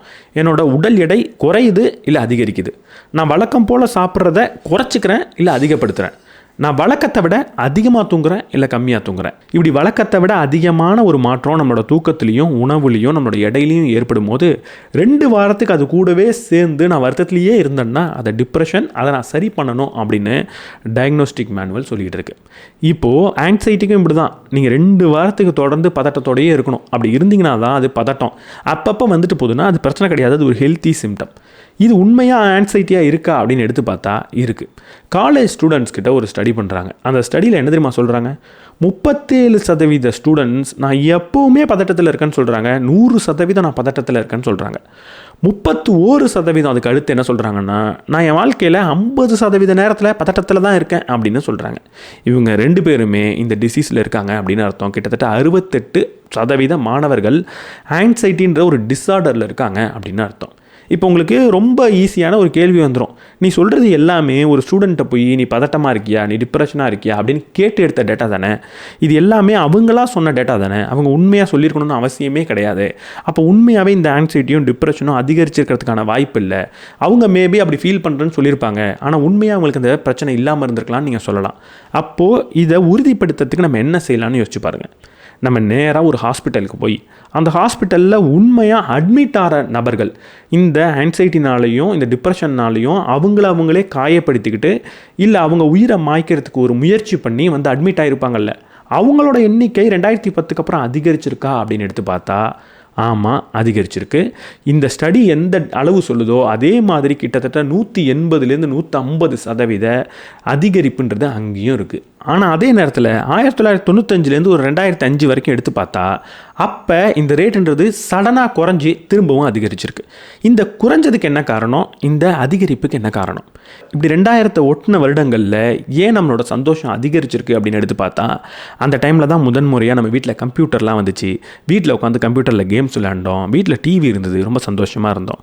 ஆனால் இந்த ஸ்மார்ட் ஃபோன் வந்ததுக்கப்புறம் 2010க்கு அப்புறம் ஏன்டா இது அதிகரிச்சுது அப்படின்னு பார்த்தா இந்த ஆங்ஸைட்டியும் டிப்ரெஷனும் எப்போ வரும் அப்படின்ற கேள்வியே கேட்கணும். எனக்கு ஒரு பிரச்சனை இருக்குன்னா அது வராது. என் பிரச்சனையில் நான் தனியாக இருக்கேன் அப்படின்னா மட்டும்தான் இந்த பிரச்சனை அதிகரிக்கும், அது ஒரு டிஸார்டராக மாறும். இப்போது 1995லேருந்து 2005 வரைக்கும் நமக்கு பிரச்சனைகள்லாம் இருந்துக்கிட்டு தான் இருந்தது. ஆனால் வீடியோ கேம் விளையாடணுன்னா கூட நம்ம எல்லோரும் ஒன்றா ஒரு வீட்டில் உட்காந்து ஜாய்ஸ்டிக் பிடிச்சி விளையாடணும். எப்போ ஸ்மார்ட் ஃபோன் வந்ததோ வீடியோ கேம் விளையாடுறதுக்கு நம்ம எல்லோரும் ஒரே இடத்துல இருக்கணும்னு அவசியம் கிடையாது. நம்ம எல்லோரும் அவங்கவுங்க வீட்டில் உட்காந்துட்டு கனெக்ட் பண்ணிவிட்டு விளையாடலாம். அங்கே இருக்கான் பாரு சுடு, இங்கே இருக்கான் பாரு ஒளிஞ்சுக்கோ அப்படின்னு சொல்கிறதெல்லாம் ஃபோன்லேயே சொல்லிக்கலாம். அதனால நம்ம எல்லோரும் ஒன்றா உட்கார்றத குறைச்சோம். இந்த ஸ்மார்ட் ஃபோன் நம்ம எல்லாரையும் தனித்தனியாக பிரிச்சுது, அதனால அந்த டிஸார்டர் அதிகரிச்சிருக்கலாம் அப்படின்னு ஒரு ஸ்டடி சொல்லுது. 2வது ஸ்டடி ரொம்ப ஆச்சரியமானது. என்ன தெரியுமா? கரெக்டாக 2010க்கு அப்புறம் இது அதிகரிக்கிறதுக்கு என்ன காரணம் சொன்னாங்க தெரியுமா? ரொம்ப சிம்பிளான காரணம். உங்கள் ஃபோன் எடுத்து பாருங்களேன். உங்கள் ஃபோன் எடுத்து ஒரு ஃபோட்டோ எடுங்களேன். எப்படி எடுப்பீங்க? தூக்கி கையை அப்படி வச்சு எடுப்பீங்க. அதுக்கு என்ன காரணம்? Selfie camera. முதன்முறையாக செல்ஃபி கேமரா வந்தது iPhone 4ல். ஐஃபோன் 4 லான்ச் ஆனது 2010. 2010 எப்போ முதன்முறையாக ஒரு ஐஃபோனில் செல்ஃபி கேமரா வந்ததோ அதுக்கப்புறம் தான் பெண்கள் மத்தியில் ரொம்ப அதிகமாக இந்த மென்டல் டிஸார்டர் அதிகரிச்சு தான். அதே 2010 இன்னொரு விஷயம் வந்துச்சு. என்ன தெரியுமா? இந்த செல்ஃபி கேம் வந்ததுக்கப்புறம் வந்த ஒரு விஷயத்தோட பேர் தான் இன்ஸ்டாகிராம். அந்த இன்ஸ்டாகிராம் கூடவே சேர்ந்து இன்னும் சில விஷயம் வந்துச்சு. அதோட பேர் என்ன தெரியுமா? ஃபில்டர். நீங்கள் எப்படி இருக்கீங்களோ உங்களை இன்னும் அழகாக காட்டுறேன் அப்படின்ற ஃபில்டர் வந்துச்சு. இந்த ஃபில்டர், இன்ஸ்டாகிராம், செல்ஃபி கேமரா மூணும் சேர்ந்து பெண்களோட, அதுவும் முக்கியமாக டீனேஜில் இருந்த பெண்களோட மனநிலையை மொத்தமாக மாற்றிடுச்சு, அவங்களோட மூளையவே சீரழிச்சிருச்சு அப்படின்னு சொல்கிறார். என்ன காரணம் தெரியுமா? ஏதோ ஒரு பெண் ஃபில்டர் போட்டு ஒரு ஃபோட்டோ எடுத்து இன்ஸ்டாகிராமில் போட்டுடுறாங்க. அதை பார்க்குற இன்னொரு பெண்ணுக்கு, சாதாரண பெண்ணுக்கு என்ன தோணுதுன்னா, நம்ம அந்தளவுக்கு அழகு இல்லையோன்னு ஒரு சந்தேகம் வருது. அவங்க உடனடியாக அந்த ஃபோனை எடுத்து அதே ஃபில்டரை வச்சு அவங்கள ஃபோட்டோ எடுத்து போடுறாங்க. அந்த ஃபில்டர் எடுத்த ஃபோட்டோ அவங்கள அழகாக காட்டுதுன்னு அவங்க நினைக்கும் போது அப்போ உண்மையான அழகாக இல்லையோ அப்படின்ற ஒரு எண்ணம் அவங்களுக்கு வருது. இவங்க சொல்கிற ஒரு ஷாக்கிங்கான டேட்டா, 2010க்கு அப்புறம் டீனேஜராக இருந்த குழந்தைகள் கண்ணாடியில் பார்க்கும்போது அவங்கள அழகாக உணர்றது இல்லை அப்படின்னு சொல்கிறாங்க. ஏன்னா நிறைய கம்பேரிசன் அப்படின்றது வந்துடுச்சு. இப்படித்தான் அழகாக இருக்கிறது அப்படின்ற நிறைய இமேஜஸை நம்ம பார்க்குறோம். அப்படி நம்ம கண்டிப்பாக இருக்க மாட்டோம். அமெரிக்காலேயோ இல்லை யூரோப்லேயோ இருக்கிற ஒரு பெண் மாதிரி இந்தியாவில் ஒரு பெண் இருக்க முடியாது. அதுதான் அழகுன்னு நீங்கள் சொல்லிட்டீங்கன்னா இங்கே இருக்கிறவங்க மனநல நோயை வளர்த்துக்கிறதுல ஆச்சரியமே கிடையாது. இந்த நோய் தான் எல்லாருக்குள்ளேயும் வந்துச்சு 2010க்கு அப்புறம் அப்படின்னு இவர் சொல்கிறார். அப்போ இந்த நோய்களை நான் எப்படி குணப்படுத்துறது, இந்த ஃபோன் என்னெல்லாம் செய்யுது அப்படின்ற கேள்வியை கேட்டிங்கன்னா முதல்ல அதை இப்போ ஓரமாக பார்க் பண்ணிவிடுவோம். இப்போ நம்ம டிஸ்கஸ் பண்ண வேண்டிய முக்கியமான ஒரு விஷயம் இருக்குது. குழந்தைகள்னால் யார், அவங்களோட மூளை எப்படி செயல்படுது, அவங்களோட பயாலஜி என்ன, அவங்களோட இந்த நியூராலஜி என்ன, அதை முதல்ல தெரிஞ்சுப்போம். நீங்கள் ஒரு குழந்தை வளர்கிறத என்றைக்காவது பார்த்துருக்கீங்களா? ஒரு குழந்தை அவங்களோட 20வது வயசு வரைக்கும் எப்படி வளர்ந்து வராங்கன்றதை பார்த்துருக்கீங்களா? நல்லா கவனிச்சிருந்தீங்கன்னா பிறந்த சில வருடங்களுக்கு முதல் ஒரு 2 வருடத்துக்கு வேகமாக வளருவாங்க. ஏன்னா டக்குன்னு வளர்ந்துட்டான் அப்படின்னு எல்லாரும் கேட்டுக்கிட்டே இருப்பாங்க. போகிற வரவெல்லாம் வளர்ந்துட்டான்லன்னு சொல்லிக்கிட்டே இருப்பாங்க. அப்புறம் பார்த்தீங்கன்னா ஒரு 10 வருஷத்துக்கு அந்த வளர்ச்சி ரொம்ப பொறுமையாக நடக்கும். பெருசாக வளர்ந்தா மாதிரியே இருக்காது, குழந்தை மாதிரியே இருப்பாங்க. ஒரு 10 வயசில் போய் அவங்கள பார்க்கும்போது கூட குழந்தையாகவே இருக்காங்களே அப்படின்னு நம்ம கொஞ்சிட்டு வருவோம். திடீர்னு ஒரு வயசுக்கு வர காலத்தை எடுத்து பார்த்தீங்கன்னா டப்புன்னு ஒரு 2 வருஷத்தில் ஒரு பெரிய ஆளாக வளர்ந்துருவாங்க. பார்த்தா ஆளே அடையாளம் தெரியலையே, என்ன டக்குன்னு வளர்ந்துட்டாங்க, ஒரு வருஷத்துலேயே வளர்ந்துட்டாங்க அப்படின்னு நம்ம பேசுகிறத கேட்டிருப்போம். இங்கே கவனித்து பாருங்களேன், ஒரு குழந்தை எதுக்கு எடுத்த உடனே டக்குன்னு வளருது, அப்புறம் பொறுமையாக வளர்ந்தாலும் என்ன இல்லைனாலும் என்னன்ற மாதிரி பொறுமையாக போயிட்டுருக்கு. அப்புறம் திடீர்னு வயசுக்கு வர காலத்தில் ஏன் இப்படி அதிகமாக வளருது? இங்கே நம்ம கேட்க வேண்டியது ஒரு முக்கியமான கேள்வி இருக்குது. ஒரு குழந்தையால் வேகமாக வளர முடியுது அப்படின்னா, அதாவது முதல் 2 வருஷம் வேகமாக வளர முடியுது, வயசுக்கு வர காலத்தை ஒட்டி வேகமாக வளர முடியுது. அப்போ வேகமாக வளர முடியுதுன்னா பிறந்த அடுத்த ஒரு 5 வருஷத்துலேயே வேகமாக வளர்ந்துட்டு போகலாமே. எதுக்கு நடுவில் மட்டும் பொறுமையாக வளர்ந்துச்சுன்ற கேள்வியை கேட்டிருக்கீங்களா? எதுக்கு வேகமாக வளரணும், பொறுமையாக வளர்ந்துட்டு போட்டோன்னு நீங்கள் கேட்டிங்கன்னா 2 காரணம் இருக்குது. இயற்கையில் 2 நீதி இருக்குது. அந்த நீதியை கொஞ்சம் கூட கடைப்பிடிக்காமல் வளரக்கூடிய ஒரே மிருகம் நம்மளை தான் இருப்போம்னு நான் நினைக்கிறேன். என்ன நீதி தெரியுமா? 2 நீதி இருக்குது. 1, ஒரு குழந்தை எவ்வளவு வேகமாக வளர முடியுமோ வளர்ந்தே ஆகணும். எதனால தெரியுமா? நான் காட்டில் வாழ்ந்துக்கிட்டு இருக்கேன், நான் பொறுமையாக குழந்தையாகவே இருந்தேன்னா ஒரு சிங்கமோ புலியோ சின்ன மிருகம் என்னை வந்து தூக்கிட்டு ஓடி போயிடும். அப்போ நான் வேகமாக வளர்ந்தால் தான் என்னன்னா ப்ரொடெக்ட் பண்ணிக்க முடியும். நான் உயிர் பிழைத்து இருக்கணும்னாலே நான் வேகமாக வளர்ந்தாகணும். என் உயிரை தியாகம் பண்ணிவிட்டு நான் பொறுமையாகவே வளர்ந்துக்கிறேன் அப்படின்னு மனிதன் மட்டும் சொல்லிக்கிட்டு இருக்கான். 2வது நீதி என்ன தெரியுமா? இயற்கையில் உன்னால் எவ்வளவு வேகமாக இனப்பெருக்கம் பண்ண முடியுமோ அந்த இனப்பெருக்க நிலையை எவ்வளவு வேகமாக அடைய முடியுமோ அடைஞ்சிடணும் அப்படின்னு சொல்கிறது தான் இயற்கை. யோசிச்சு பாருங்களேன், நான் 80 வயதில் தான் இனப்பெருக்கம் பண்ண போகிறேன், 80 வயதில் தான் நான் குட்டி போட போகிறேன் அப்படின்னு இருந்திருந்தா என்னாகும்? 80 வயதில் நான் குட்டி போட்டுக்கலாம், ஆனால் 80 வருடம் என் உயிரை நான் காப்பாற்றிக்கிட்டே இருக்கணும். ஒருவேளை 80 வருடத்துக்கு முன்னாடி ஏதாவது ஒரு விபத்தோ ஏதாவது ஒன்று நடந்து நான் இறந்து போயிட்டேன்னா என்னால் இனப்பெருக்கம் பண்ண முடியாது. இப்படி இறந்து போகிறதுக்கான வாய்ப்பு அதிகமாக இருக்கிறதுனால 80 வயது வரைக்கும் மனிதன் காத்துக்கிட்டு இருந்தால் அவனோட இனமே அழிஞ்சு போயிடும். எல்லா இனத்துக்கும் ஒரே ஒரு இயற்கை நீதி உள்ளே இருக்குது, நான் இனப்பெருக்கம் பண்ணிடணும் சாகரத்துக்குள்ளே அப்படின்றது தான். அப்படி பண்ணால் தான் அந்த இனம் அப்படியே உயிர் பிழைத்து இருக்கும். அப்போது இந்த இயற்கை எவ்வளவு சீக்கிரம் முடியுமோ அந்த இனப்பெருக்க வயதை அடைய வைக்கணும்ல. நடுவில் ஒரு 10 வருஷம் குழந்தைகளை பரவாயில்ல நீ சும்மா இரு அப்படின்னு ஏன் சொல்லுது? மனிதனுக்கு மட்டும் இந்த விதி விலக்கு ஏன் ஏற்பட்டுச்சு அப்படின்னு கேளுங்க. ஏன்னா நம்ம உயிர் பிழைத்து இருக்கணும்னா நம்ம வலுவானவனாக இருக்கணுன்ற அவசியம் கிடையாது. நான் உடனடியாக இனப்பெருக்கம் பண்ணியாகணும் அப்படின்ற தேவையும் கிடையாது. மனிதன் கலாச்சார மிருகம். அவனுக்கு கலாச்சாரம்னா என்னன்றதை சொல்லி கொடுத்துட்டோன்னா அவனால் உயிர் பிழைத்திருக்க முடியும். அவனால் அவனோட குழந்தையை பாதுகாக்க முடியும். இனப்பெருக்க வயது வரைக்கும் அவனை கொண்டு வர முடியும். அப்போ கலாச்சாரத்தை கற்றுக்கணுன்னா எப்போ கற்றுக்கிறது? வளர்ந்து 30 வயசுக்கு அப்புறம் நான் கற்றுக்கிறேன் அப்படின்னா அந்த 30 வயசும் கலாச்சாரத்தை ஃபாலோ பண்ணாமல் நான் இறந்து போகலாம். அப்போ கலாச்சாரத்தை ஃபாலோ பண்ணுன்ற தேவை இருக்கிறதுனால முன்கூட்டியே அதை நமக்கு சொல்லித்தரணும் இந்த இயற்கை. அதனால தான் பிறந்த உடனே கொஞ்சம் முக்கியமான வளர்ச்சியை கொடுத்துட்டு உன் ஹார்ட் பம்ப் பண்ணுறது, உன் மூளை கொஞ்சம் வளர்ந்தது அப்படின்ற ரெடி பண்ணிவிட்டு கலாச்சாரத்தை சொல்லிக் கொடுக்க ஆரம்பிக்குது. லேர்னிங் அப்படின்றது நடக்குது. அந்த வயதில் நீங்கள் நிறைய விஷயத்தை கற்றுப்பீங்க. இந்த உலகம்னா என்ன, மொழினா என்ன, நான் எப்படி இந்த உலகத்தில் பேசுகிறது, எப்படி மனிதர்களோட பழகிறது, எல்லாத்தையும் கற்றுப்பீங்க. ஒரு மனிதன்னா என்ன அப்படின்றத நீங்கள் கற்றுக்கிட்டு அதற்கப்புறம் வாழ ஆரம்பிப்பீங்க. அந்த கற்றுக்கிற ப்ராசஸ் எப்போ முடியுதோ அப்போ நீ இனப்பெருக்கம் பண்ணி ஆகணும்னு வேகமாக உன்னை வளர வச்சு இனப்பெருக்க ஒரு சாத்தியத்தை உங்களுக்கு கொடுக்குது. அப்போ தான் நம்ம வயசுக்கு வரும். அதனால தான் ஆரம்பத்தில் கொஞ்சம் வேகமாக வளர்கிறோம். ஏன்னா தேவையான மூளை நமக்கு வேணும், தேவையான கொஞ்சம் உடல் உறுப்பு வேணும், அதை வளர வச்சிருது. அதுக்கப்புறம் பொறுமையாக உட்காந்து கற்றுட்டு வா அப்படின்னு கற்றுக்க வைக்குது. கற்று முடித்த உடனே ஓகே கற்று முடிச்சுக்கிட்டியா, இப்போ நீ இனப்பெருக்கம் பண்ணணும்னு வேகமாக வளர சொல்லுது. இப்படி தான் நம்மளோட வளர்ச்சி நடக்குது. அப்போ இருக்கிறதுலே ரொம்ப முக்கியமான விஷயம் என்ன நீங்கள் கவனித்து பாருங்கள். நான் வயதுக்கு வரத்துக்கு முன்னாடி நான் என்ன கற்றுக்கிறேன்றது ரொம்ப ரொம்ப ரொம்ப முக்கியம். அந்த டைமில் நான் என்ன பண்ணணும் அப்படின்ற கேள்வியை கேளுங்க. பொதுவாக குழந்தைகள் அந்த ஏஜில் என்ன பண்ணிக்கிட்டு இருந்தாங்களோ அதை பண்ணாலே போகிறோம். இந்த இயற்கையாக நான் என்ன பண்ணிக்கிட்டு இருந்தனோ அதற்கேற்ற மாதிரி அதை வச்சே வளரக்கூடிய மூளையை கொடுத்துருச்சு. அப்போ நான் என்ன பண்ணிக்கிட்டு இருந்தனோ அதை பண்ணிக்கிட்டு இருந்தாலே போகிறோம், என் மூளை ஒழுங்காக வளர்ந்துடும். ஆனால் நம்ம இப்போ என்ன பண்ணுறோம்? என்ன பண்ணிக்கிட்டு இருந்தோமோ அதை அப்படியே விட்டுட்டு வேறு ஏதோ பண்ணுறோம். அப்போ நம்ம என்ன பண்ணிக்கிட்டு இருந்தோம் அப்படின்றத கேட்போம். அதை தான் நம்ம பண்ணணும். முதல்ல ஃப்ரீ ப்ளே, சுதந்திரமான விளையாட்டு அப்படின்றது தேவை. இன்றைக்கி குழந்தைகள் சுதந்திரமாக விளையாடுறாங்களா அப்படின்ற கேள்வியே கேளுங்க. உண்மையாக குழந்தைகள் சுதந்திரமாக இன்றைக்கி விளையாடுறது கிடையாது. விளையாண்டா கை கால் உடஞ்சிருமோன்னு பயப்படுறோம். ஸ்கூலுக்கு அனுப்புகிறோம் குழந்தைகளை, அங்கே கையோ காலோ உடஞ்சி கொஞ்சம் வீங்கி போய் குழந்தைங்க வராங்க. எதனாலங்க உடஞ்சிது அப்படின்னு கேட்குறோம். அவங்க சொல்கிறாங்க பிடி பீரியடில் கொக்கோ விளாண்டான், அப்போ பெல்ட் அடிக்கிறேன்னு காலை உடச்சிக்கிட்டான் அப்படின்னு சொன்னால் நம்ம சும்மா இருப்போமா? அவங்க சட்டையை பிடிச்சி என்ன ஸ்கூல் நடத்துகிற அது இதுன்னு கேட்போம். ஆனால் குழந்தைகள் சின்ன வயசில் விளையாடி ஆகணும். இப்படி நம்ம கேள்வி கேட்டுக்கிட்டு இருந்தோம்னா அவங்க விளையாட விடாமல் சேஃபாக பார்த்துக்கணும் அப்படின்னு தான் நினைப்பாங்க. விளையாடும் போது தான் நம்ம எல்லா விஷயத்தையும் கற்றுக்குறோம் இந்த உலகத்தில் உயிர் பிழைத்து இருக்கிறதுக்கு. நம்ம சின்ன வயசில் என்ன விளையாட்டு விளையாண்டுருப்போம் அப்படின்னு யோசிச்சு பாருங்களேன். கண்டிப்பாக நம்ம இந்த ஹைட் அண்ட் சீக், ஒளிஞ்சாம் பிடிச்சி விளையாண்டுருப்போம், ஓடி பிடிச்சி விளையாண்டுருப்போம். இதெல்லாம் ஏன் விளையாடணும்னு நினைக்கிறீங்க? இது எப்போ விளையாட ஆரம்பித்தோன்னு நீங்கள் நினைக்கிறீங்க? நேற்றோ இன்றைக்கோ கிடையாது. என்றைக்கு காட்டில் வேட்டையாடிக்கிட்டு இருந்தோமோ அப்போலேருந்து இந்த விளையாட்டை நம்ம விளையாட ஆரம்பிச்சிட்டோம். இந்த விளையாட்டு தான் வேட்டையாடுறது எப்படின்றத நமக்கு சொல்லிக் கொடுத்தது. எப்படி மறைஞ்சிக்கிறது, எப்படி ஒளிஞ்சிக்கிறது, எப்படி ஓடுறது, எப்படி தாவறதுன்றதை கற்றுக் கொடுத்துச்சு. எல்லா மிருகமும் அது எப்படி வேட்டையாடுமோ அப்படிப்பட்ட விளையாட்டை தான் சின்ன வயசில் விளையாடும். பூனை வீட்டில் வளர்த்துருக்கீங்களா? அது என்ன விளையாடுன்னு பாருங்களேன். பூனையோட அம்மா வாழை ஆட்டிக்கிட்டே இருக்கும், இது தாவி தாவி குடிச்சிட்டு இருக்கும். எதுக்காக தாவி தாவி குதிக்குது? எதுக்காக அந்த வாழை பாஞ்சு பிடிக்குது? நம்ம எல்லாருக்குமே தெரியும். ஒரு பூச்சி பள்ளி இருந்ததுன்னா பாஞ்சு பிடிக்கணும், எலி ஒன்றுதுன்னா துரத்திட்டு போய் பிடிக்கணும். மனுஷனும் அப்படி தான். அதனால தான் ஒளிஞ்சா பிடிச்சி விளாண்டோம், ஹைட் அண்ட் சீக் விளாண்டோம். யோசிச்சு பாருங்களேன், இந்த ஃபோன் வரத்துக்கு முன்னாடி, இந்த மீடியாலாம் வரத்துக்கு முன்னாடி நம்ம ஒன்றும் அமெரிக்கா கூட அப்படிலாம் தொடர்பில் இல்லை. அப்புறம் எப்படி தமிழ்நாட்டில் இருக்கிற குழந்தைங்களும் ஹைட் அண்ட் சீக் விளையாடுது, இந்த ஒளிஞ்சாம் பிடிச்சி விளையாடுது, அமெரிக்காவில் இருக்கிற குழந்தைங்களும் ஒளிஞ்சாம் பிடிச்சி விளையாடுது? இந்த விளையாட்டு எல்லா இடத்துலையும் எப்படி போய் பரவுனுது? இப்போ வந்து சோஷியல் மீடியாவில் இப்படி தான் விளையாடணும்னு ரீல்ஸ் போடுறோமே, அந்த மாதிரி ரீல்ஸை பார்த்து அவங்க கற்றுக்கிட்டாங்கன்னு நினைக்கிறீங்களா? அப்படி கற்றுக்கல. இயற்கையாகவே உள்ளிருந்து வந்த விளையாட்டு தான் அது. ஒரு குழந்தைய சும்மா விட்டிங்கன்னா ஓடி போய் ஏதோ விளையாடும். அது எதுக்காக விளையாடுது தெரியுமா? மூளையை வளர வைக்கிறதுக்காக விளையாடுது. நீங்கள் அதனால மூளையை வளர வைக்கிறேன்னு ஒரு விளையாட்டு வாங்கி கொடுப்பீங்களே, இந்த லீகோவில் பில்டிங் கட்டுறது, அதில் ஏதோ ஒயரை மாட்டி சுத்த விட்டு பெரிய மெக்கானிக்கல் இன்ஜினியராக மாறுறது, அதெல்லாம் பண்ணால் குழந்தை வளராது. சும்மா ஓடி பிடிச்சி விளையாண்டுக்கிட்டு இருந்ததுனாலே உண்மையாக மூளை வளர்ச்சி வரும். ஆனால் இன்றைக்கி குழந்தைகள் விளையாடுறாங்களா அப்படின்றது தான் கேள்வி. உண்மையாக விளையாடுறதில்ல.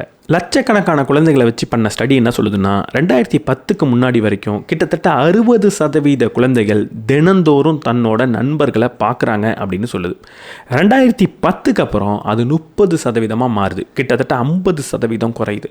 நீங்களே யோசிச்சு பாருங்கள், உங்கள் வீட்டில் இருக்கிற குழந்தைகள் தினந்தோறும் அவங்களோட நண்பர்களை பார்க்குறாங்களான்னு யோசிச்சு பாருங்கள். நம்ம ஸ்கூலுக்கு அனுப்புகிறோம், வந்ததுக்கப்புறம் டியூஷனுக்கு அனுப்புகிறோம், ஏதோ கோச்சிங் கிளாஸ் அனுப்புகிறோம், கடைசியாக ஃபோன் எடுத்து கையில் கொடுக்குறோம். இதுதானே நடந்துகிட்டு இருக்கு. உண்மையாக நண்பர்களை அவங்க பார்க்குறாங்களா? ரெண்டாவது அட்யூன்மெண்ட் அப்படின்னு சொல்லுவாங்க, எமோஷனை கற்றுக்கிறது. நமக்கு முன்னாடி இருக்கிற மனிதர்கள் என்ன செய்கிறாங்களோ அதையே திரும்ப திரும்ப செஞ்சு பார்த்து எமோஷனை கற்றுக்கிறது. இதை தான் இந்த குழந்தைகள் இந்த பருவத்தில் அதிகமாக செய்வாங்க. உங்கள் வீட்டில் இருக்கிற குழந்தைகளை எப்படி நீங்கள் கொஞ்சுவீங்க, எப்படி அவங்கள்ட்ட விளையாடுவீங்கன்னு யோசிச்சு பார்த்துருக்கீங்களா? முகத்தை எப்படி மறைச்சிட்டு கையை எப்படி எடுப்பீங்க? எதனால் இப்படி செய்கிறீங்க, எதனால் இதை செய்யும் போது குழந்தைகள் சிரிக்குது, இதையும் நம்ம யாருக்கும் சொல்லிக் கொடுக்கல. ஆனால் நம்ம எல்லாருமே இதை செஞ்சுக்கிட்டு இருப்போம். நம்மளோட முக பாவனையை மாற்றி தான் குழந்தைங்க கூட நம்ம விளையாடுவோம். எதனால் நம்ம அப்படி செய்கிறோன்னு யோசிச்சு பார்த்துருக்கீங்களா? ஏன்னா என்னோட முக பாவனையை பார்த்து தான் குழந்தை வந்து அதோட முக பாவனையை அதே மாதிரி மாற்றி எமோஷன் அப்படின்ற விஷயத்த கற்றுக்கும். ஆனால் இன்றைக்கி நம்ம உண்மையாக குழந்தைகளோட முகத்தை பார்த்து பேசுகிறோமா, இவ்வளவு சொல்லித்தரோமா அப்படின்னு கேட்டால், அமெரிக்காவில் பண்ண ஸ்டடி என்ன சொல்லுதுன்னா, 17% பெற்றோர்கள் என் குழந்தைகிட்ட நான் பேசுகிறப்ப நான் ஃபோன் தான் பார்க்குறேன் அப்படின்னு சொல்கிறாங்க. 35% பெற்றோர்கள் அப்பப்போ ஃபோனை பார்ப்போம், குழந்தைய பார்க்காம நான் பேசுகிறேன் அப்படின்ற உண்மையை ஒத்துக்கிறாங்க. இது உண்மையை ஒத்துக்கிற பெற்றோர்கள் தான். ஒத்துக்காத பெற்றோர்கள் நிறைய பேர் இருப்பாங்க, ஃபோனை பார்த்துக்கிட்டே இருப்பாங்க. நம்ம அவங்க மூஞ்ச பார்க்குறோமோ இல்லையோ, அவங்க கையில் ஒரு ஃபோனை கொடுத்துட்டு அவங்க எதையோ பண்ணுறாங்க, நம்ம எதையோ பண்ணுறோம்.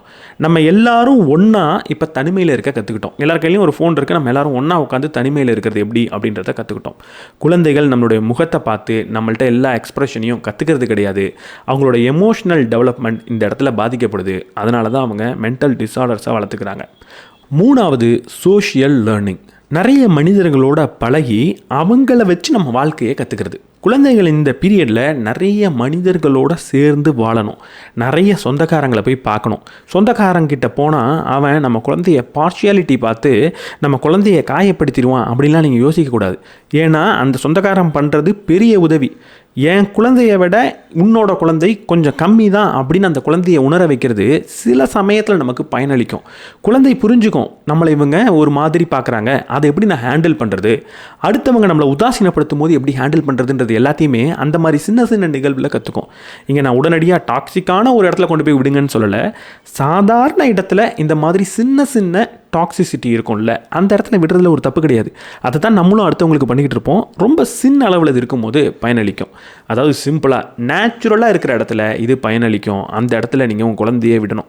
இந்த குழந்தைகள் எப்படி கற்றுப்பாங்கன்னா 2 முக்கியமான வழியில் கற்றுப்பாங்க. நமக்குள்ளே இருக்கிற சிந்தனை பிழைகளை பற்றி நான் நிறைய இடத்துல பேசியிருக்கேன். அப்படி சொல்லக்கூடிய 2 சிந்தனை பிழைகள் இருக்குது, 2 பயாஸ் இருக்குது. ஒன்று கன்ஃபர்மேஷன் பயாஸ், இன்னொன்று ப்ரெஸ்டீஜ் பயாஸ். இந்த கன்ஃபர்மேஷன் பயாஸ்னால் என்ன, ப்ரெஸ்டீஜ் பயாஸ்னால் என்ன? கன்ஃபர்மேஷன் பயாஸ்னால் என்ன தெரியுமா? எல்லாரும் ஒன்று பண்ணால் நானும் அதை பண்ணலாம் அப்படின்னு நினைக்கக்கூடியது கன்ஃபர்மேஷன் பயாஸ். எல்லாருமே இந்த வழியில் போனாங்கன்னா நம்மளும் அதில் போயிடலாம், போனால் சேஃபாக இருப்போம் அப்படின்னு நம்ம நம்பிக்கிட்டு இருப்போம். அது ஆக்சுவலாக ஒரு தப்பான விஷயம்தான். எல்லாரும் இன்ஜினியரிங் படிக்கிறாங்க, நம்மளும் இன்ஜினியரிங் படிச்சிருவோம். எல்லாரும் இந்த ட்ரெண்டை ஃபாலோ பண்ணுறாங்க, நம்மளும் ஃபாலோ பண்ணிவிடுவோம் அப்படின்னு நம்ம நினைக்கிறதெல்லாம் ஒரு பிரச்சனை தான். ஆனால் குழந்தைகளுக்கு இது ரொம்ப ரொம்ப உதவியான விஷயம். நான் என்ன செய்யணும் என்ன செய்யக்கூடாதுன்னே தெரியாத ஒரு குழந்தைக்கு எது சேஃபான விஷயம்? அந்த குழந்தை எப்படி கற்றுக்கும்? எல்லாரையும் பார்க்கும், எல்லாரும் என்ன பண்ணிகிட்டு இருக்காங்க அப்படின்றத கவனித்து அதை தான் அது செய்யும். அதுதான் அதோட சேஃப்டின்னு நம்பும். நம்ம வீட்டில் இருக்கிற சில குழந்தைகள் சில சமயம் சில விதமான வார்த்தைகளை பேசுகிறத பார்த்து நம்ம வியந்து போவோம். இந்த வார்த்தைலாம் உனக்கு எப்படி தெரியும் அப்படின்னு. நம்ம பேசுகிறத பார்த்து கற்றுக்கிறது தான். இதுக்கு பேர் கன்ஃபர்மேஷன். நம்மளை பார்த்து தான் அது கற்றுக்கும். 2வது பயாஸ் என்ன தெரியுமா? Prestige bias. நம்ம எல்லாருக்குமே அது இருக்கும். இன்ஸ்டாகிராமில் என்னோடய ஃப்ரெண்டு வந்து ஏதோ ஒரு ஊருக்கு போயிட்டு வந்துட்டான்னா நானும் அங்கே போகணுன்னு தோணுதில்லை. என் கூட இருக்கிறவன் இந்த மாதிரி பொருள் வச்சுருந்தா நானும் வச்சுருக்கணும்னு தோணுதில்லை. எல்லாரும் என்ன செய்கிறாங்க அப்படின்றத தாண்டி இந்த ப்ரெஸ்டீஜான குரூப் என்ன செய்யுதுன்றதை பார்த்து அதை நானும் செய்யணும்னு நினைக்கிறோம்ல, அதுக்கு பேர் ப்ரெஸ்டீஜ் பயாஸ். நம்ம ஒரு அடல்ட்டாக இருக்கும்போது தேவை கிடையாது, செய்யாதீங்கன்னு நான் பல இடத்துல சொல்லியிருப்பேன். ஆனால் குழந்தைகளுக்கு அது தேவை. குழந்தைகள் இப்படி தான் ஒரு ரோல் மாடலை தேர்ந்தெடுக்கும். எப்போவுமே அப்பா அம்மா தான் ரோல் மாடலாக இருக்கணுன்ற அவசியம் கிடையாது. எவ்வளவு பெரிய சோஷியல் குரூப் அந்த குழந்தைக்கு கொடுக்குறீங்களோ அவ்வளவு நல்ல ரோல் மாடல்ன்றது கிடைக்கும். ஒரு நல்ல மனிதனை பார்த்து இவனை மாதிரி நான் இருக்கணும் அப்படின்னு அது கற்றுக்கும். சில சமயம் மோசமானவனை எடுத்து அதில் அடிபட்டு கூட அது திருந்தும். ஆனால் ஏதாவது ஒரு ரோல் மாடலை அது தேர்ந்தெடுக்கும். அதை பார்த்து அது கற்றுக்கிட்டு அங்கேருந்து அதோட மூளை வளர்ச்சின்றது அடையும். ஆனால் இந்த கன்ஃபர்மேஷனாக இருக்கட்டும், இந்த ப்ரெஸ்டீஜ் பயாஸாக இருக்கட்டும், இது ரெண்டுமே இன்றைக்கி சோஷியல் மீடியாவில் ரொம்ப உச்சத்தில் இருக்குன்றதை நம்ம பார்க்குறோமா இல்லையா? எல்லாரும் என்ன பண்ணுறாங்கன்றத ட்ரெண்டிங்கில் வந்துக்கிட்டே இருக்குது. அதை பார்த்து நம்ம செய்கிறோம். குழந்தைகள் அதை ரொம்ப ஈஸியாக பிடிச்சிக்கிறாங்க. அதே மாதிரி ப்ரெஸ்டீஜ்ன்றது இன்றைக்கி சோஷியல் மீடியாவில் ரொம்ப ரொம்ப அதிகம். யாருக்கு அதிகமாக லைக் வருதோ, யாருக்கு அதிகமாக வியூ வருதோ அவங்க பண்ணுறது தான் சரி. நீ புக்கை பற்றி பேசி உனக்கு 10,000 வியூ தான் வருது, அவன் ஏதோ கருமத்தை பற்றி பேசி 1 மில்லியன் வருது, அப்போ அவன் பண்ணுறது தானே சரி அப்படின்னு தான் உலகன்றது பார்க்கும். அப்படி தான் நான் நடந்துக்கணும் அப்படின்னு நினைக்கும். வெறும் வியூஸையும் லைக்ஸையும் வச்சு ஒருத்தனோட ப்ரெஸ்டீஜை டிஃபைன் பண்ணக்கூடிய இந்த சோஷியல் மீடியாவில் உங்களோட குழந்தை வளர்ந்தால் அந்த குழந்தை எப்படி இருக்கும்? ஒரு டைரக்டான உதாரணத்தை சொல்கிறேன். கிம் கர்தாஷியன் உங்களுக்கு தெரிஞ்சிருக்கும். ஒரு மேற்கத்திய நாடுகளில் ரொம்ப பிரபலமான ஒரு சோஷியல் மீடியா மாடல். அவங்களோட குடும்பமே இப்போ சோஷியல் மீடியாவில் மாடலாக இருக்காங்க. கைலி ஜென்னர்னு நினைக்கிறேன், அவங்களும் இருக்காங்க. 2 பேருக்கும் கிட்டத்தட்ட 300-400 மில்லியன் ஃபாலோவர்ஸ் இருக்காங்க. இந்த கிம் கர்தாஷியன் ஏன் ஃபேமஸ் ஆனாங்க தெரியுமா? ஒரு காலத்துலலாம் நம்ம ஒருத்தர் ஃபேமஸாக இருந்தால் நம்ம கேட்போம், என்னப்பா அவர் இவ்வளோ ஃபேமஸாக இருக்கார், அவர் நல்லா பேசுவார், நல்லா கதை சொல்லுவார், நல்லா நடிப்பார், நல்லா வேகமாக ஓடுவார், நல்லா சண்டை போடுவார், குஸ்தி போடுவார், நல்லா வரைவார், நல்லா பாடுவார், நல்லா படம் எடுப்பார். இப்படி ஏதாவது ஒரு ஸ்கில்லை வச்சு அவன் ஃபேமஸாக இருக்கான் அப்படின்னு நம்ம சொல்லி அப்படி தான் நம்ம பார்த்துருக்கோம். இப்போ திடீர்னு ஒருத்தவனை இவர் ரொம்ப ஃபேமஸாக இருக்கார், ஏன்ப்பா ஃபேமஸ்னு கேட்டால் அவர் ரொம்ப ஃபேமஸான ஆளுப்பா அதனால் ஃபேமஸாக இருக்கார் அப்படின்னு நம்ம சொல்லிகிட்டு இருக்கோம். ஃபேமஸ் ஃபார் பீயிங் ஃபேமஸ் அப்படின்ற ஒரு வார்த்தையை நம்ம உருவாக்கி வச்சுருக்கோம். கிம் கர்தாஷியன் எதனால் ஃபேமஸ் தெரியுமா? அவங்களோட ஒரு செக்ஸ் டேப் ரிலீஸ் ஆனிச்சு ஆன்லைனில். அதுக்கப்புறம் ரொம்ப ஃபேமஸ் ஆகிட்டாங்க. சரி, ஃபேமஸ் ஆனாங்க. அந்த ஃபேமஸ் எப்படி தெரியுமா பயனளிக்குது? டிவி ஷோவில் கூப்பிட்டு வச்சு கீப்பிங் அப் வித் தி கர்தாஷியன்ஸ் அப்படின்னு ஒரு ஷோ நடத்துகிறாங்க. அதோட அர்த்தம் என்னென்னா, கர்தாஷியனோட நீங்கள் கீப் அப் பண்ணிக்கணும். அவங்க எப்படியெல்லாம் மூவ் ஆகி போகிறாங்களோ, அந்த ப்ரெஸ்டீஜாக அவங்க எப்படி போகிறாங்களோ அவங்கள மாதிரியே நீங்கள் இருக்கணும். அவங்கள நம்மளால் ஃபாலோ பண்ண முடியுதா, அவங்களோட ஸ்டைல் ஸ்டேட்மெண்ட்டை எடுத்துக்க முடியுதான்னு ஒரு டிவி ஷோ நடக்குது. அதாவது அவங்க என்ன பண்ணுறாங்களோ நீங்கள் பண்ணுமா. இப்போ கூட ரீசெண்டாக ஒரு ரொம்ப கான்ட்ரோவர்ஷியலாக நம்மளோட சோஷியல் மீடியாலலாம் போயிட்டு இருந்தது. யாரோ ஒரு பெண் சொல்லியிருந்தாங்களே, இதெல்லாம் அதாவது எஜுகேஷன்லாம் முக்கியம் கிடையாது, ஸ்கில் தான் முக்கியம் அப்படின்னு சொல்லியிருந்தாங்க. ஆரம்பத்தில் நான் என்ன நினச்சேன்னா, ஸ்கில்னு அவங்க எதை சொல்கிறாங்கன்னா, ஜஸ்ட் மனப்பாடம் பண்ணாதீங்க, பயிற்சி பண்ணுங்கன்னு சொல்கிறாங்க போல இருக்குது. அவங்கள ஏன்டா போட்டு இந்த அடி அடிக்கிறீங்கன்னு நினச்சி அடிக்கிறவங்களெல்லாம் நான் கிரிட்டிசைஸ் பண்ணிகிட்டு இருந்தேன். ஒரு வீடியோவில் கூட சொல்லிடலாமா, இந்த மாதிரி என்னடா ஸ்கில் முக்கியம்னு சொல்கிறவங்கள போய் இப்படி அடிக்கிறீங்களே, அதில் என்னடா தப்பு இருக்குன்னு கேட்டுடலாமான்னு பார்த்தா அதுக்கப்புறம் தான் தெரியுது, அவங்க சோஷியல் மீடியாவில் அதிகமாக செக்ஸ் டேப் போட்டுக்கிட்டு இருக்கிறாங்க. அவங்க ஒரு ஸ்கூலில் அவங்கள கெஸ்ட்டாக கூப்பிட்ருக்காங்க. கெஸ்ட்டாக வந்தவங்க குழந்தைங்களுக்கு அட்வைஸ் பண்ணுறாங்க, எஜுகேஷனை விட ஸ்கில் தான் முக்கியம்னு. ஆக்சுவலாக என்ன மீன் பண்ணுறாங்கன்னா, நான்லாம் படித்ததே கிடையாது, படிக்காமலே நான் உங்களுக்கு அட்வைஸ் சொல்கிற நிலைமைக்கு வந்துட்டேன், செக்ஸ் டேப் போட்டு அப்படின்னு சொல்லிகிட்டு இருக்காங்க. இந்த குரூப்புக்கு நடுவில் உங்கள் குழந்தைய விடுவீங்களா, கையில் கொடுப்பீங்களா? அன்றைக்கி எங்கள் வீட்டில் நாங்கள் எல்லோரும் ரொம்ப பிஸியாக உட்காந்து சீட்டுக்கட்டு விளையாடிட்டு இருந்தோம். சீட்டுக்கட்டு விளையாடும் போது எங்கள் வீட்டில் இருக்கிற சின்ன பையன், 2.5 வயசு பையன், அவன் எங்களோட சீட்டுக்கட்டெல்லாம் களைச்சி விட்டுருவான். களைச்சி விடக்கூடாதுன்றதுக்காக கையில் ஃபோனை கொடுத்துட்டாங்க எங்கள் வீட்டில் இருக்கிறவங்க. அந்த ஃபோனில் அவன் ரீல்ஸ் பார்த்துக்கிட்டு இருக்கான். என்னடா பார்க்குறான்னு ஆடியோ எனக்கு கேட்குது. அவன் காலை ஏன்டா வெட்டுற, அவன் கையை ஏன்டா வெட்டுறன்னு அந்த ரீல்ஸு பேசிக்கிட்டு இருக்கு. அது மட்டும் இல்லை, திடீர்னு ஒரு டைம் எடுத்துகிட்டு வந்து, இங்கே பார்த்தியா இவன் என் ஃப்ரெண்டு அப்படின்னு என்கிட்ட சோஷியல் மீடியாவில் ஒரு ரீலை காட்டுறான். அந்த ரீல் நான் பேசினது. அந்த ரீல் எதை பற்றி பேசினதுன்னா, இப்போ ரீசெண்டாக போட்டிருப்பேன், குழந்தைகள் விளையாட பிறந்தவர்கள்னு பேசினது. இதெல்லாம் அட்வைஸ்லாம் ஊருக்கு தான், உன் வீட்லேயே அப்படி இல்லை அப்படின்னு நீங்கள் கேட்குறது கரெக்டு. உண்மையாகவே அப்படி இல்லை, இதை மாற்றணும் அப்படின்னு சொல்கிற என்னாலையுமே பெருசாக மாற்ற முடியல. இதே வீடியோவை எங்கள் வீட்டில் காட்டினேன்னா நீங்கள் என்ன எவ்வளோ மதிக்கிறீங்களோ அவ்வளோ மதிக்க மாட்டாங்க. ஏன்னா அவங்களுக்கு நான் க்ளோஸான ஒரு ஆள், உனக்கு என்ன தெரியும்னு தான் கேட்பாங்க. அதுதான் உண்மை. ரொம்ப கஷ்டமான விஷயம். அட்லீஸ்ட் நீங்கள் புரிஞ்சுக்கிட்டு மாற்றுறதுக்கு ட்ரை பண்ணுங்கள். இந்த 3 விஷயம், அதாவது நான் என்ன சொன்னேன், ஒரு ஃப்ரீ ப்ளேவாக இருக்கட்டும், அட்யூன்மெண்ட்டாக இருக்கட்டும், ஃப்ரீ ப்ளேனா சுதந்திரமாக விளையாடுறதா இருக்கட்டும், அடுத்தவங்களோட எமோஷனை புரிஞ்சுக்கிறதா இருக்கட்டும், இல்லை சோஷியலாக நிறைய பேர் கூட பழகிறதா இருக்கட்டும், இது எல்லாத்தையுமே இந்த சோஷியல் மீடியா ரொம்பவே குறைச்சிடுச்சு. இப்படி குறையிற இடத்துல வளரக்கூடிய குழந்தைகள் உண்மையாக மூளை வளர்ச்சி அடைஞ்சிருப்பாங்களா? சொல்லப்போனால் ஆரம்பத்தில் சொன்ன மாதிரி பூமியில் வளர வேண்டிய குழந்தைகளை மார்த்துக்கு அனுப்பிச்சு நீ அங்கே வளர்ந்துக்கோன்னு சொன்னால் எப்படி உடம்பு வளரும்? அங்கே இருக்கிற கிராவிட்டி வேறு, ரேடியேஷன் வேறு. எந்த கிராவிட்டி எந்த ரேடியேஷனுக்காக அதுக்குள்ளே இருக்கிற ப்ரோக்ராம் இருக்கோ அதை அப்படியே மாற்றி விட்டோம்னா எப்படி ஒழுங்காக வளரும்? நம்ம மூளையில் BASன்னு ஒன்று இருக்குது, BISன்னு ஒன்று இருக்குது. பிஹேவியரல் ஆக்டிவேஷன் சிஸ்டம்னு ஒன்று இருக்குது, பிஹேவியரல் இன்கிபிஷன் சிஸ்டம்னு ஒன்று இருக்குது. இது ரெண்டும் புரிகிற மாதிரி சொல்லணுன்னா என்ன, ரொம்ப சிம்பிள் டேர்மில் டிஸ்கவரி மோட், டிஃபெண்ட் மோட் அப்படின்னு சொல்லலாம். அதாவது தேடி அலைகிற மனநிலை அப்படின்னு சொல்லலாம். இன்னொன்று தற்காத்து கொள்ளும் மனநிலைன்னு சொல்லலாம். இந்த 2 மனநிலையும் மனிதர்களுக்கு எப்போவுமே இருக்கக்கூடிய ஒரு விஷயந்தான். உதாரணத்துக்கு நான் இப்போ காட்டில் வாழ்ந்த காலத்தில் நடந்து போயிட்டுருக்கேன், திடீர்னு ஏதோ ஒரு மரத்தை பார்க்குறேன், நிறைய பழங்கள் அங்கே இருக்குது அப்படின்னா உடனடியாக எனக்குள்ளே இருக்கக்கூடிய தேடி அலைகிற மனநிலை ஆக்டிவேட் ஆகிடும். நான் என்ன பண்ணுவேன், அந்த பழத்தை பார்த்தோன்னா ஐயோ நிறைய பழங்கள் இருக்கே, நல்லா சாப்பிட்லாமேன்னு அதை நோக்கி போவேன், அந்த பழத்தெல்லாம் எடுத்துப்பேன், என் கூட இருக்கிற எல்லாருக்கும் பறித்து அதை கொடுத்துக்கிட்டும் இருப்பேன். அதே நேரத்தில் அந்த மரத்து மேலே இருக்கும்போது திடீர்னு ஏதோ ஒரு புலி உருமுறை சத்தம் கேட்டுச்சுன்னா அப்போ எனக்குள்ளே இருக்கக்கூடிய தற்காத்து கொள்ளும் மனநிலை ஆக்டிவேட் ஆகிடும்.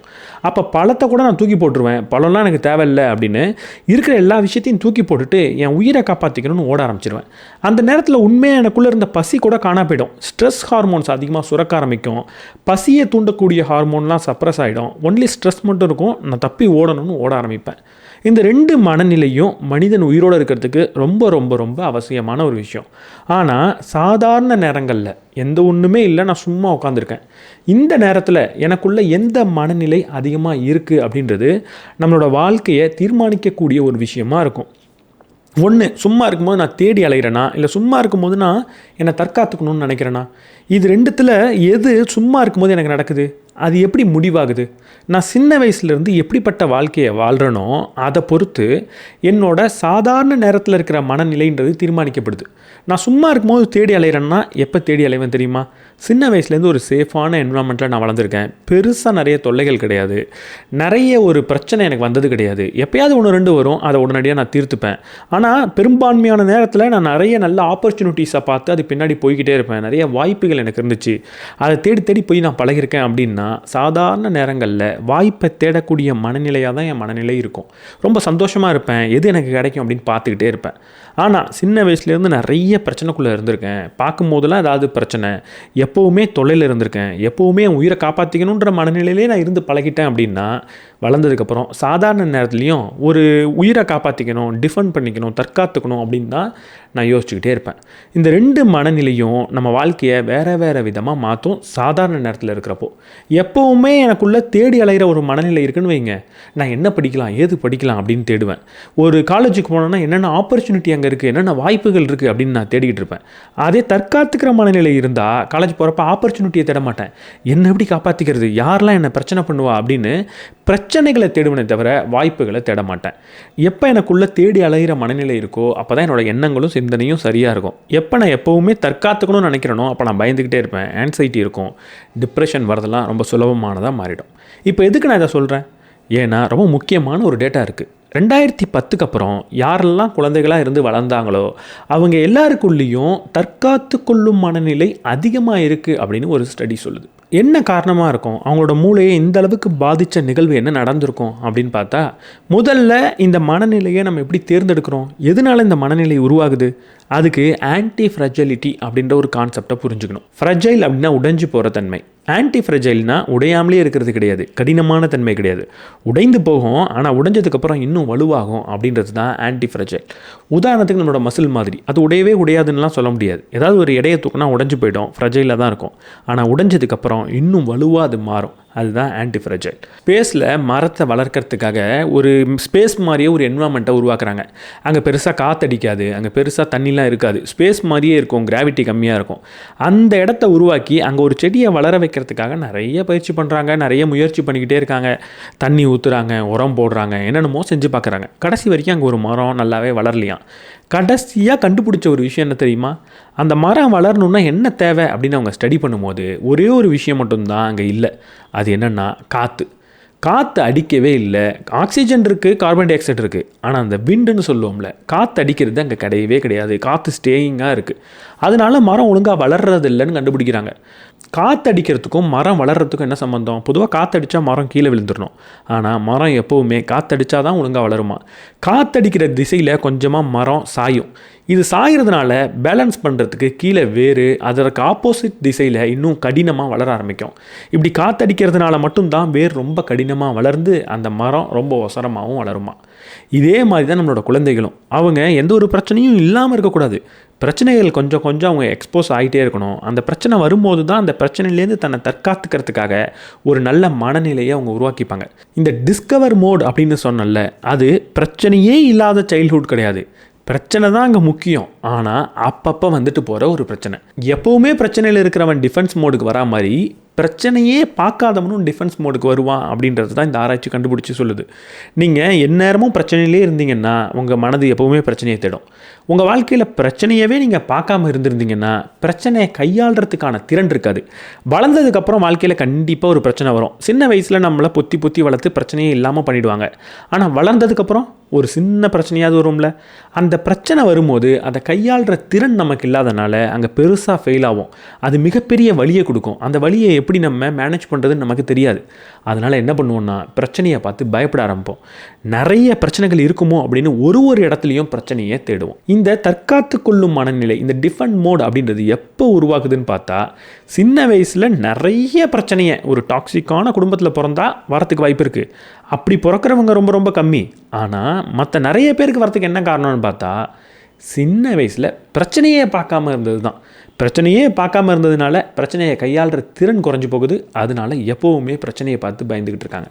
அப்போ எப்போவுமே நான் தேடி போகணும், ஆப்பர்ச்சுனிட்டியை போய் பார்க்கணும் அப்படின்னா சின்ன சின்ன பிரச்சனைகள் சின்ன வயசில் வரணும். அந்த சின்ன சின்ன பிரச்சனைகள் தான் என்ன வலுவாக்கும். இப்படியே அந்த பிரச்சனைகளை நம்ம ஒதுக்குறது மட்டும் இல்லாமல் சின்ன வயசில் குழந்தைகளை நம்ம விளையாட விடாமலையும் செய்கிறோம். சின்ன வயசில் குழந்தைகள் விளையாடும் போது தான் உடல் ரீதியான வலுவை வளர்த்துக்குது. ரெண்டாவது விஷயம் மன ரீதியான வலிமையையும் வளர்த்துக்குது. நம்ம இன்றைக்கி விளையாட விடுறோமா அப்படின்னு பார்த்தா கிடையாது. இன்றைக்கி ஒரு ஸ்கூலில் கூட ஒரு ஃபுட்பால் விளையாடணும், ஒரு வாலிபால் விளையாடணும் அப்படின்னா ஒரு பெரிய மனிதர் இருந்தால் தான் குழந்தைகளை விளையாட அனுமதிக்கிறாங்க. சொல்லப்போனால் குழந்தைகளுக்கு பிடி பீரியட்ன்றதே குறைஞ்சி வருது. மீறி இருந்தாலும் அங்கே ஒரு பெரிய மனிதர் இருந்தால் தான் விளையாடணும் அப்படின்னு அறிவிக்கிறாங்க. ஒரு பெரிய ரிசர்ச் பேப்பர் இருக்குது, குழந்தைகளோட விளையாட்டு எப்படிப்பட்டதாக இருக்கும் அப்படின்ற ஸ்டடியை பண்ணுது. ஒரு நாட்டில் இல்லை, பல நாளில் பண்ணிச்சு. பலவிதமான கலாச்சாரத்தில் பண்ணுச்சு. கடைசியாக எப்படிப்பட்ட விளையாட்டை குழந்தைகள் விளையாடுறாங்கன்னு பார்த்தா 6 வகையான விளையாட்டை விளையாடுறாங்க. 1, உயரமான இடத்துல ஏறி ஏறி விளையாடுறது, நம்மலாம் சின்ன வயசில் மரம் ஏறினா மாதிரி. 2வது, வேகமாக ஓடுறதும் இல்லை வேகமாக இருக்கக்கூடிய ஒரு பொருளில் ஏறியும் அவங்க விளையாடுறாங்க. 3வது, காணா போகிறத ஒரு விளையாட்டை விளையாடுறாங்க. 4வது, ஏதாவது ஒரு ஆபத்தான பொருளை கையில் எடுத்து விளையாடுறாங்க. நம்ம இன்றைக்கி கிரிக்கெட் விளையாடுறது கூட அப்படி தான். வேகமாக பந்து வருது, அதை பார்த்து பயப்படாமல் நம்ம விளையாடிக்கிட்டு இருக்கோம். 5வது, டேஞ்சரஸான எலமெண்ட் கூட, நெருப்பு கூட விளையாடுறது, இல்லை தண்ணியில் போய் விளையாடுறது. கடைசியாக ரஃப் அண்ட் டஃப்பான விளையாட்டு, ரஸ்லிங் பண்ணுறது, சண்டை போடுறது. விளையாட்டு ஏன் இந்த 6 வகையிலே அமையுது? 6 வகையிலையும் ஏதோ ஒரு ரிஸ்க் இருக்குது, ஏதோ ஒரு டேஞ்சர் இருக்குது. இந்த ரிஸ்க்குக்காக தான் நம்ம விளையாடுறோம், இந்த ஆபத்துக்காக தான் நம்ம விளையாடுறோம். விளையாட்டுலேருந்து நமக்கு கிடைக்கக்கூடிய முக்கியமான பெனிஃபிட்டே அந்த விளையாட்டில் இருக்கக்கூடிய சின்ன ஆபத்து தான். இந்த சின்ன ஆபத்து என்ன பண்ணுன்னா நாளடைவில் ஒரு பெரிய ஆபத்தை எப்படி தவிர்க்கிறது, எப்படி மேனேஜ் பண்ணுறதுன்றதை நம்ம கற்றுறோம். சின்ன வயசுலேயே இந்த சின்ன ரிஸ்க்கை நம்ம எலிமினேட் பண்ணுறோம் அப்படின்னு குழந்தைகளை அந்த ரிஸ்க்கே எடுக்க விடாமல் செஞ்சுட்டோன்னா வளர்ந்ததுக்கப்புறம் நம்மளால் அதை செய்ய முடியாது. அப்போ உண்மையான ரிஸ்க்கை அவங்க பார்க்கணும். அப்போ அவங்க அதை பார்த்து பயந்து தன்னை தற்காத்துக்கணும் அப்படின்னு தான் நினைப்பாங்க. அடுத்து ரொம்ப முக்கியமான ஒரு ரீசன் இருக்குது, குழந்தைகள் தற்காப்பு மனநிலைக்கு போகிறது. சின்ன வயசில் நீங்கள் எவ்வளவு ஃப்ரீடமோடு இருந்தீங்க அப்படின்னு யோசிச்சு பாருங்கள். வெளியே போகணுன்னா நம்ம தனியாக தான் போய் விளையாடுவோம். நமக்குன்னு ஒரு ஏரியா இருக்கும், அந்த ஏரியாவை தாண்டாமல் நம்ம என்ன வேணால் அந்த ஏரியாக்குள்ளே விளையாடிக்கலாம், ஓடி பிடிச்சி விளையாடிக்கலாம். யாரும் நம்ம கூட வந்து உட்காந்து எந்நேரமும் பார்த்துக்கிட்டு இருக்கிறது கிடையாது. நம்மளை ஏன் நம்ம வீட்டிலேருந்து வெளியே அனுப்பிச்சாங்க அப்படின்ற ஒரு கேள்வியே கேளுங்க. நம்ம நாட்டில் மட்டும் கிடையாது, எல்லா நாட்டிலுமே 1980 1990களில் குழந்தைகள் தானாகவே நிறைய வெளியே விளையாடிருக்காங்க. அதுக்கப்புறம் தான் அது கொஞ்சம் கொஞ்சமாக குறைஞ்சிருக்கு. ஒரு பெற்றோரோ இல்லை ஒரு பெரிய மனிதரோ அதை பார்த்துக்கிட்டே இருக்கணுன்ற தேவை ஏற்பட்டிருக்கு. இந்த சேஞ்ச் எப்போ நடந்தது அப்படின்னு யோசிச்சு பாருங்கள். எதனால் முதல்ல நம்மளை வெளியே தனியாக அனுப்பிச்சாங்க? வெளியே தனியாக அனுப்பிச்சா மற்ற பெரிய மனிதர்கள் நம்மளை எப்படியும் பார்த்துப்பாங்க அப்படின்ற ஒரு நம்பிக்கை இருந்தது.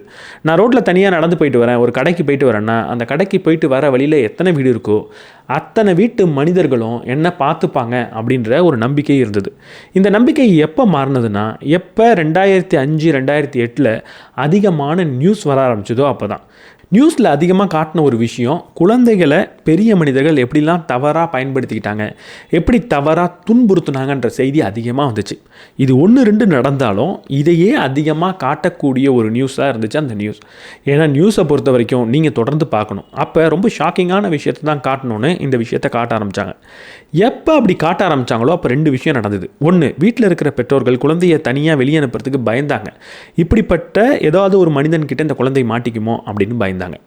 2வது என்ன நடந்துச்சு அப்படின்னா, ஒரு சாதாரண மனிதன் ரோட்டில் ஒரு குழந்தையை பார்க்குறான்னா அந்த குழந்தையை கொஞ்சிறதுக்கு அவன் பயந்தான். அந்த குழந்தை ஏதாவது ஒரு தப்பு பண்ணால் போய் கரெக்ட் பண்ணுறதுக்கு பயந்தான். எங்கே அதை அழுதுட்டு போய் ஏதாவது ஒன்று சொல்லி நமக்கு பிரச்சனை ஆகிடுமோ அப்படின்னு பயந்தான். அதனால் குழந்தைகளை பார்த்து பெரியவங்களும் பயந்தாங்க, பெரியவங்களும் குழந்தையை வெளியே அனுப்புறதுக்கு பயந்தாங்க.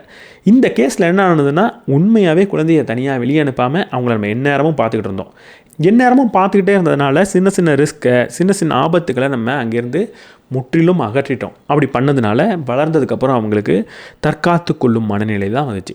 இங்கே ரொம்ப ரொம்ப காமெடியான ஒரு விஷயம் என்னென்னா, நம்ம எல்லாரும் நம்ம குழந்தைகளை வெளியே அனுப்பும் போது ரொம்ப ஜாக்கிரதையாக பார்த்துக்கணும்னு நினைக்கிறோம், தனியாக வெளியே அனுப்பக்கூடாதுன்னு நினைக்கிறோம். இது சரி தப்பு அப்படின்னு நான் சொல்ல விரும்பலை. ஏன்னா உங்களோட குழந்தையை எப்படி பார்த்துக்கணும்னு உங்களுக்கு தான் தெரியும். ஆனால் ஒரு விஷயத்தை நான் தப்புன்னு சொல்லலாம். அது என்னென்னா, வெளி உலகத்தில் குழந்தையை அனுப்புறதுக்கு இவ்வளவு பயப்படுற நம்ம ஃபோனுக்குள்ளே ரொம்ப ஈஸியாக அனுப்பிடுறோம். நீங்கள் என்ன நினச்சிட்டு இருக்கீங்க? ஃபோனில் இருக்கிறவங்கெல்லாம் ரொம்ப ரொம்ப உத்தமமான மனிதர்கள் நினச்சிக்கிட்டு இருக்கீங்களா? நான் யாருன்னே தெரியாத ஒரு ஐடென்டிட்டியை வச்சுக்கிட்டு இருக்க ஒருத்தவன் ஃபோனுக்குள்ளே இருக்கிறவன் உங்கள் குழந்தைகளை எப்படி பயன்படுத்திப்பான்னு நீங்கள் நினைக்கிறீங்க? நீங்கள் ரியல் லைஃப்பில் பார்க்குறத விட அதிகமான செக்ஷுவல் அப்யூஸ் எங்கே நடக்கும்னு நினைக்கிறீங்க? ஃபோனில் தான் நடக்கும். வெளியே 1000ல் 1னா ஃபோனில் அதை விட ரொம்ப ரொம்ப ரொம்ப அதிகம். இந்த வீடியோவை நான் எடுத்துக்கிட்டு இருக்கும்போது ரீசெண்டாக பார்த்த ஒரு விஷயம் என்ன தெரியுமா? எதுன்னு நான் சொல்ல விரும்பலை. ஏதோ ஒரு ஆப்பில் ரொம்ப ரொம்ப பரிச்சயமான ஆர்டிஃபிஷியல் இன்டெலிஜென்ஸ் ஆப்பில் நீங்கள் யாரோட ஃபோட்டோவை கொடுத்து ட்ரெஸ்ஸை ரிமூவ் பண்ணுன்னு சொன்னாலும் கொஞ்சம் கூட யோசிக்காமல் அந்த ஆப் ரிமூவ் பண்ணி உங்களுக்கு கொடுக்குதான். எந்த ஆப்புன்னு நான் சொல்ல விரும்பலை, ஆனால் கண்டிப்பாக உங்களுக்கு தெரிஞ்சிருக்கும். இந்த மாதிரி விஷயத்தை பண்ணக்கூடிய இந்த ஃபோனுக்குள்ளே உங்கள் குழந்தைகளை ரொம்ப சுலபமாக நீங்கள் அனுப்புகிறீங்க. நீங்கள் வளர்ந்ததுக்கப்புறம் உள்ளே போகிறீங்கன்னா அது பிரச்சனை கிடையாது. மூளை இப்போ தான் வளர்ந்து வரக்கூடிய அந்த குழந்தையை இந்த ஜோனுக்குள்ளே நீங்கள் அனுப்புகிறீங்க. என்ன நடக்கும்? இந்த மாதிரி சோஷியல் மீடியாவில் உங்கள் குழந்தை இளம் வயதிலேயே போகிறாங்கன்னா ஆணி வேர்லேயே ஒரு பிரச்சனை ஏற்படும். அது என்ன தெரியுமா? இவ்வளவு நேரம் சொன்னது தான் ஆன்டி ஃப்ரெஜைலிட்டி. அது அங்கே இல்லாமலே போயிடும். நம்ம எப்போ ஒரு தப்பு பண்ணி அதுலேருந்து கற்றுப்போம்? நான் ஒரு தப்பு பண்ணுறேன், அந்த தப்பு பெரிய அளவில் எங்கேயும் பரவலை, அதனால் சரி செஞ்சுக்க முடியும்னா தான் சரி செஞ்சுப்பேன். நான் ஒரு தப்பு பண்ணிட்டேன், உலகத்துக்கே தெரிஞ்சிருச்சு, ரொம்ப அவமானப்பட்டுட்டேன் அப்படின்னா அதை என்னால் சரி செஞ்சுக்க முடியுமா? எப்போ நான் மன்னிப்பு கேட்டால் இன்னொருத்தவன் அந்த மன்னிப்பை ஏற்றுப்பானோ அப்போ தான் மன்னிப்பு கேட்பேன். நான் மன்னிப்பு கேட்டாலும் என்னை அசிங்கப்படுத்தக்கூடிய ஒரு இடத்துல நான் மன்னிப்பு கேட்பேனா? இன்றைக்கி சோஷியல் மீடியா அதை தான் பண்ணுது. நான் ஒரு போஸ்ட் போடுறேன், தப்பாக போட்டேன்னா அது உடனடியாக வைரல் ஆகிடும். சரியாக போடுற எந்த ஒரு விஷயமும் வைரல் ஆகாது. இந்த வீடியோ கண்டிப்பாக ரொம்ப கம்மியான வியூஸ் போகும். அதே நான் இன்னொரு வீடியோவில் அசிங்கமாக பேசி ஒரு வீடியோ போட்டேன்னா வைரல் ஆகும். தப்பு பண்ணும்போது வைரல் ஆகிடுது. அதற்கு நான் மன்னிப்பு கேட்கும்போது அந்த மன்னிப்பு எல்லாரையும் போய் சேர்றது கிடையாது. அந்த இடத்துல நான் எப்படி ஆன்டி ஃப்ரெஜிலிட்டியை வளர்த்துப்பேன்? எப்படி எமோஷனல் ஸ்டெபிலிட்டியை வளர்த்துப்பேன்? அந்த குழந்தைகள் ரொம்ப ரொம்ப ஆபத்தான நிலையில் இருக்காங்க. நீங்கள் உங்கள் குழந்தைய வெளியே அனுப்புங்க, விளையாட அனுப்புங்க, அவங்கள எப்போவுமே ரிஸ்க்குள்ளே தூக்கி போடுங்கலாம் நான் சொல்ல மாட்டேன். ஏன்னா நான் இங்கே ரிஸ்க்குன்னு சொல்கிறது என்னன்னு உங்களுக்கு சரியாக போய் சேராமல் கூட இருக்கலாம். அதனால் அது உங்களோட பொறுப்பு. நீங்கள் எப்படி விளையாட வைக்க போகிறீங்க, எப்படி வெளியே அனுப்ப போகிறீங்க, உங்கள் வீட்டை சுற்றி எவ்வளவு ஏரியாவுக்கு உங்கள் குழந்தைய நீங்கள் சுதந்திரமாக விட போகிறீங்கன்றது எல்லாமே முழுக்க முழுக்க உங்களோட பொறுப்பு. அதில் சொல்கிறதுக்கு எனக்கு எதுவுமே கிடையாது. என்னால் சரியாக சொல்லவும் முடியாது. ஆனால் சரியாக சொல்ல முடிஞ்ச ஒரு விஷயம், அதுக்கெல்லாம் இவ்வளோ அக்கறைப்படுற நீங்கள் சோஷியல் மீடியாக்குள்ளே அனுப்புகிறீங்களே, அது இதை விட பல மடங்கு மோசமான விஷயம். ரீல்ஸ் பார்க்குறதுக்கும் ஏதோ ஒரு விஷயத்தை பார்க்குறதுக்கும் சோஷியல் மீடியாவையும் ஃபோனையும் கையில் கொடுக்குறீங்கன்னா நீங்கள் உங்கள் குழந்தைய ரொம்ப ரொம்ப மோசமான இடத்துல தூக்கி போடுறீங்க அப்படின்றது தான் நான் சொல்கிறேன். மனிதனோட மூளை 5 வயசில் அதோட 90% வளர்ச்சியை அடைஞ்சிரும். 5 வயசு குழந்தையோட மூளையை எடுத்து பார்த்திங்கன்னா நம்மளோட மூளையில் 90% சைஸில் அது இருக்கும். அப்போ அதற்கப்புறம் மூளை வெறும் 10% தான் வளருதா அப்படின்னு பார்த்தா கிடையாது. 5 வயசில் நமக்கு எல்லாமே தெரிஞ்சிடுதா? அதுக்கப்புறம் தானே நிறைய விஷயத்தை கற்றுக்குறோம். அப்போது 5 வயசு வரைக்கும் என்ன நடக்குதுன்னா மூளையோட வெறும் தசை மட்டும்தான் வளருது. அதுக்கப்புறம் நடக்கக்கூடிய எல்லா விஷயமும் அதற்குள்ளே இருக்கக்கூடிய ஒயரிங் மட்டும்தான். நியூரான்ஸ் எப்படி வளரணும், அதோட கனெக்ஷன் எங்கே ஸ்ட்ராங்காக இருக்கணும், எங்கே வீக்காக இருக்கணும் அப்படின்ற முடிவு எல்லாத்தையும் எடுக்குது. இதை தான் மூளையோட பிளாஸ்டிசிட்டின்னு சொல்லுவோம். வளைந்து நெளிந்து கொடுக்கக்கூடிய ஒரு தன்மை. மூளை எப்படி வேணாலும் வளைஞ்சு கொடுத்து புது புது விஷயத்தை கற்றுக்கும். இப்படி கற்றுக்கிறதுல ரொம்ப ரொம்ப ரொம்ப அதிகமாக எப்போ கற்றுக்கும் நீங்கள் நினைக்கிறீங்க? நம்ம பியூபர்ட்டி அடைகிற நேரத்தில், வயதுக்கு வரக்கூடிய அந்த காலத்தில் தான் அதிகமான விஷயத்தை கற்றுக்கும். அந்த நேரத்தில் அதனால தான் நிறைய ஆர்வம் பிறக்கும். இதை செஞ்சு பார்க்கலாம், அதை செஞ்சு பார்க்கலான்னு நிறைய விஷயம் நமக்கு தோணிக்கிட்டே இருக்கும். அப்படி செஞ்சு பார்க்கும்போது அதுலேருந்து வரக்கூடிய அனுபவத்தை வச்சு மூளை முழுமையாக வளர்ச்சி அடையவும் செய்யும். அதனால இந்த காலத்தில், முக்கியமாக இந்த டீனேஜை சுற்றி இருக்கிற காலத்தில் குழந்தைகளுக்கு எந்த மாதிரி எக்ஸ்பீரியன்ஸை நம்ம கொடுக்குறோன்றது ரொம்ப ரொம்ப ரொம்ப முக்கியம். அப்போ தப்பான ஒரு எக்ஸ்பீரியன்ஸை கொடுத்துடக்கூடாது, அவங்கள சேஃபாக வச்சுக்கணும்னு நீங்கள் நினைக்கக்கூடாது. எல்லா விதமான எக்ஸ்பீரியன்ஸும் அவங்களுக்கு அந்த நேரத்தில் தான் தேவை. நம்ம சாப்பாடு சாப்பிடும்போது வெறும் அரிசி மட்டுமே சாப்பிட்டுப்பேன் அப்படின்னு நினச்சா நம்ம ஹெல்த்தியாக இருப்போமா? எல்லா வகையான உணவும் நமக்கு எப்படி தேவையோ அதே மாதிரி எல்லா வகையான எக்ஸ்பீரியன்ஸும் நமக்கு தேவை. சின்ன சின்ன தவறு பண்ணி அதுலேருந்து வரக்கூடிய வழிகளையும் குழந்தைகள் அனுபவிச்சே ஆகணும். இப்படிப்பட்ட எக்ஸ்பீரியன்ஸை, இப்படிப்பட்ட அனுபவங்களை எது தடுக்குது அப்படின்னு பார்த்தா 2 முக்கியமான விஷயம். ஒன்று, அளவுக்கு அதிகமாக குழந்தைகளை நம்ம பார்த்து பார்த்து வளர்க்கணும்னு நினைக்கிறது. ஒரு சேஃப்டிசம், அவங்கள எப்போவுமே சேஃபாக வச்சுக்கணும்னு நினைக்கிறது. அதனால் என்ன பண்ணுறோம், எந்த வகையான ஒரு அனுபவமும் அவங்களுக்கு கிடைக்காம நம்ம பார்த்துக்குறோம். அதனால் வளர்ந்ததுக்கப்புறம் நிறைய மென்டல் டிஸார்டர்ஸோடு அவங்க இருக்காங்க. 2வது முக்கியமான காரணம் தான் இந்த ஸ்மார்ட் ஃபோன். இந்த ஸ்மார்ட் ஃபோன் என்ன பண்ணுது, நமக்கு நிறைய விஷயத்தை காட்டுது, நிறைய இன்ட்ரெஸ்டிங்கான விஷயத்தை காட்டிடுது. இந்த டீனேஜில் நிறைய இன்ட்ரெஸ்டிங்கான விஷயத்தை செஞ்சு பார்க்கணும் அப்படின்ற ஒரு ஆர்வம் ஏற்படும். அந்த ஆர்வம் ரொம்ப ஹெல்த்தியானது. அதனால தான் நிறைய எக்ஸ்பீரியன்ஸ் நமக்கு கிடைக்குது. ஆனால் ஃபோன் வந்துருச்சுன்னா எல்லா எக்ஸ்பீரியன்ஸும் ஃபோன்லேருந்து நமக்கு கிடச்சிடுது. எல்லா வகை ஹார்மோனையும் இந்த ஃபோன் கொடுத்துருது. மூளையில் நான் ஒரு புது விஷயத்தை செஞ்சு பார்க்கும்போது சில வகையான ஹார்மோன் சுரக்கும். அந்த ஹார்மோன் எனக்கு ஒரு சந்தோஷத்தை கொடுக்கும், சில சமயம் வருத்தத்தை கொடுக்கும். அந்த வருத்தமாக சந்தோஷமான்றதை அனலைஸ் பண்ணி பார்த்து அடுத்து வேறு என்ன செய்யலான்னு புது புது விஷயத்தை செஞ்சுக்கிட்டே இருப்பேன். இப்போது எதையுமே செய்யாமல் இந்த நல்ல ஹார்மோன் சந்தோஷத்தை கொடுக்குற டோபமைன்ற ஹார்மோன் மட்டும் சுரந்துக்கிட்டே இருந்ததுன்னா மூளை எப்போவுமே சந்தோஷமாக இருக்கும். எதையுமே செஞ்சு பார்க்காது, எதையும் கற்றுக்காது. ரொம்ப சிம்பிள். மூளையில் இப்படி டோபமைனோ இல்லை மற்ற ஹார்மோனோ சுரக்கிறதுக்கு காரணமே பல வேலைகளை செஞ்சு பார்த்து கற்றுக்கிறதுக்காக தான். ஹார்மோனுக்காக நம்ம வேலை செய்கிறதுக்காக தான் ஹார்மோன் சுரக்குது அப்படின்றத புரிஞ்சுக்கணும். இந்த ஹார்மோனை ஆர்டிஃபிஷியலாக இந்த ஃபோன் நமக்கு கொடுத்துருச்சுன்னா எதையும் செய்ய மாட்டோம். எதற்காக ஹார்மோன் சுரக்கணுன்ற வடிவமைப்பு நமக்குள்ளே வந்ததோ அதுவே நடக்காமல் போயிடும். அப்போ மூளை வளர்ச்சின்றது முழுமையாக இல்லாமல் போயிடும். இங்கே இந்த உலகத்தில் எல்லாத்துக்குமே வயது வரம்பு அப்படின்றது இருக்குது. நீங்கள் தனியாக ஒரு தேட்டருக்கு போகணுன்னா ஒரு 13 வயசுக்கு மேலே ஆகணும், PG-13 அப்படின்னு சொல்லுவாங்க. அதுக்கு மேலே இருந்தால் நீங்கள் அந்த மாதிரி சினிமாவுக்கு தனியாகவே போகலாம். 16 வயது ஆகிடுச்சுன்னா சில விஷயங்கள் நீங்கள் செய்யலாம். 18 வயசு ஆகிடுச்சுன்னா நீங்கள் டிரைவிங் லைசன்ஸ் வாங்கிக்கலாம். ஏன் கடையில் போய் ஆல்கஹால் கூட உங்களால் வாங்க முடியும். இப்படி எல்லாத்துக்கும் ஒரு வயது இருக்குது. திருமணத்துக்கு ஒரு வயது இருக்குது. ஆனால் இன்டர்நெட்டில் இப்படி வயது இருக்கான்னு பாருங்கள். கிடையவே கிடையாது. ஒரு சோஷியல் மீடியா அக்கௌண்ட்டுக்கு 13 வயசு ஆகணும்னு அவசியம் கிடையாது. நீங்கள் சொல்கிறது தான் வயது. அந்த குழந்தை அதோட வயது என்னன்னு சொல்லுதோ அதுதான். நீங்கள் எல்லாருமே இந்த மாதிரி தவறான ஆபாச படம் பார்க்கக்கூடிய வெப்சைட்குள்ளே போய் பார்த்துருப்பீங்க. அந்த வெப்சைட் உங்களோட வயது ஏதாவது ஆதார் கார்டு வச்சு செக் பண்ணுதா? ரொம்ப சிம்பிள். உனக்கு 18 வயசு ஆகிடுச்சான்னு உங்கள்கிட்டே கேட்கும். ஆமான்னு சொல்லிட்டா உள்ளே விட்டுரும். குழந்தைகள் அந்த வெப்சைட் வரைக்கும் வந்தவங்க என்ன நினச்சி வந்திருப்பாங்க? உள்ளே போகணும் தான் வந்திருப்பாங்க. வந்தவங்கள்ட்ட உனக்கு 18 வயசான்னு கேட்டால் ஆமான்னு சொல்கிறதுக்கு எவ்வளோ நேரம் ஆகும்? இதெல்லாம் தெரியாமல் தான் அந்த வெப்சைட்டை உருவாக்கியிருக்காங்கன்னு நீங்கள் நினைக்கிறீங்களா? குழந்தைகள் உள்ளே வந்தால் தான் நிறைய வியூ கிடைக்கும். அப்போ தான் நிறைய சம்பாதிக்க முடியும். அதனால தான் உள்ளே அனுமதிக்கிறாங்க. இந்த டிஜிட்டல் ஸ்பேஸுக்கும் இந்த வயது வரம்பு அப்படின்றது ரொம்ப ரொம்ப முக்கியம். ரொம்ப முக்கியமான லா கொண்டு வரணும். இப்போ ஒரு யூரோப்பியன் கண்ட்ரீஸில் கொண்டு வராங்க. ஆனால் நம்ம நாட்டிலலாம் எப்போ வரும்னே தெரில. இந்த ஆத்தர் உங்களோட குழந்தை 6 வயதுலேருந்து 18 வயதுக்குள்ளே இருந்தால் நீங்கள் ரொம்ப ரொம்ப முக்கியமாக பார்த்துக்கணும் அப்படின்னு சொல்கிறார்.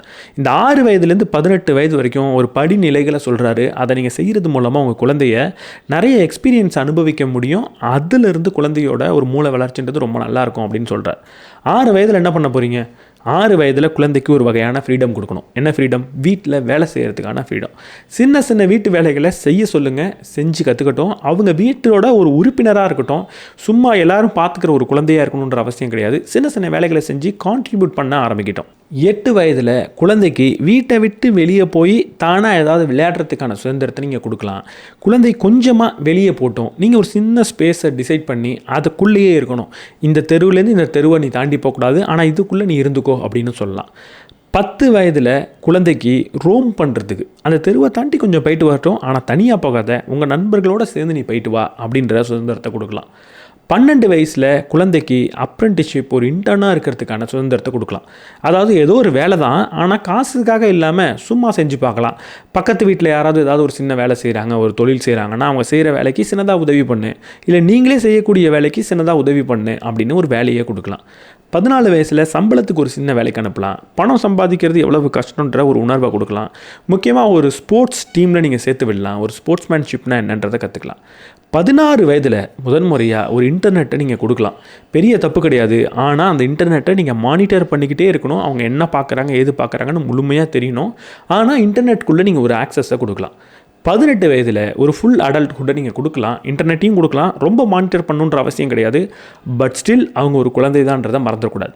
21 வயசில் அவங்கள நீங்கள் மானிட்டர் பண்ணுறதை நிறுத்திட்டு அவங்களுக்கான முடிவை, அவங்களுக்கான வாழ்க்கையை அவங்கள வாழ விடணுமா. இந்த வகையில் நீங்கள் கொண்டு போனீங்கன்னா எல்லா எக்ஸ்பீரியன்ஸும் கிடைக்கும். அதே நேரத்தில் உங்களால் சேஃபாகவும் வச்சுக்க முடியும். அதே நேரத்தில் இந்த மாதிரி மென்டல் டிஸார்டர்ஸையும் நீங்கள் அவாய்ட் பண்ணலான்னு சொல்கிறாரு. 2007 ஸ்டீவ் ஜாப்ஸ் ஐஃபோனை கொண்டு வரார். ரொம்ப நல்ல கருவியாக இருக்குது. ரொம்ப பயனுள்ள ஒரு கருவியாக இருக்குது. வாழ்க்கையவே மாற்றக்கூடிய ஒரு கருவியாக இருக்குது. ரொம்ப முக்கியமான ஒரு இன்வென்ஷனாக இருக்குது. ஆனால் அது அங்கேயே நின்றுதான்னு கேட்டால் அங்கேயே நிற்கலை. அதற்கப்புறம் செஞ்ச ஒரு முக்கியமான விஷயம் இருக்குது. அது என்னென்னா, எங்களோட ஃபோனுக்கு யார் வேணாலும் சாஃப்ட்வேர் பண்ணலாம் அப்படின்ற ஒரு சுதந்திரத்தை கொடுத்தாங்க. 2013 கிட்டத்தட்ட 1 மில்லியன் அப்ளிகேஷன் ஐஃபோனுக்குள்ளே வருது. எப்போ இப்படி ஒரு மார்க்கெட்டை ஓப்பன் பண்ணி விடுறாங்களோ அப்போங்க காம்படிஷன் அப்படின்ற ஒன்று வரும். சந்தையில் ஒரு போட்டி வருது. போட்டி வந்த உடனே எல்லாரும் திங்க் பண்ணுறது என்ன தெரியுமா? நான் இதை ஒரு மீடியா மாதிரி ஹேண்டில் பண்ண போகிறேன் அப்படின்ற ஒரு முடிவு எடுக்கிறாங்க. அதாவது என்னோடய அப்ளிகேஷன், என்னோடய சாஃப்ட்வேர், என்னோடய உழைப்பு எல்லாமே இலவசமாக உங்களுக்கு கிடைக்கும். ஆனால் அதுக்கு பதிலாக உங்களோட டேட்டாவை நான் யூஸ் பண்ணி உங்களுக்கு அட்வர்டைஸ்மெண்ட் காட்டுவேன் அப்படின்ற ஒரு முடிவு எடுக்கிறாங்க. நம்ம யாராவது ஒரு ஆள் ஒரு 100 ரூபாய் 200 ரூபாய்க்கு ஒரு பொருள் கொடுத்தா அவங்கள்ட்ட வாங்குவோமா, இல்லை ஃப்ரீயாக கொடுத்தா அவங்கள்ட்ட வாங்குவோமா? இப்போ இந்த வீடியோவையே நான் ஃப்ரீயாக போட்டால் நீங்கள் பார்ப்பீங்களா, இல்லை நான் ஏதாவது ஒரு சப்ஸ்கிரிப்ஷன் மாதிரி கொடுத்து எந்த அட்வர்டைஸ்மெண்ட்டும் வராது அப்படின்ற ஒரு சத்தியத்தை பண்ணிவிட்டு மாதம் ஒரு 200 ரூபா மட்டும் கட்டுங்க அப்படின்னு சொன்னால் நீங்கள் கட்டுவீங்களா? கண்டிப்பாக ஃப்ரீயாக போடணும்னு நினைக்கிறீங்கல்ல. ஏன்னா எப்போ நான் அதில் உங்கள்கிட்ட ஒரு பணம் கேட்குறோன்னா அப்போயே நான் வில்லனாக மாறிடுறேன்ல. அப்போ ஃப்ரீயாக போடும்போது அதில் கண்டிப்பாக அட்வர்டைஸ்மெண்ட் அப்படின்றது வரும். எப்போ அட்வர்டைஸ்மெண்ட் போட ஆரம்பிக்கிறனோ அப்போது உங்களை இதை பார்க்க வச்சுக்கிட்டே இருக்கணுன்ற ஒரு தேவை ஏற்படுது.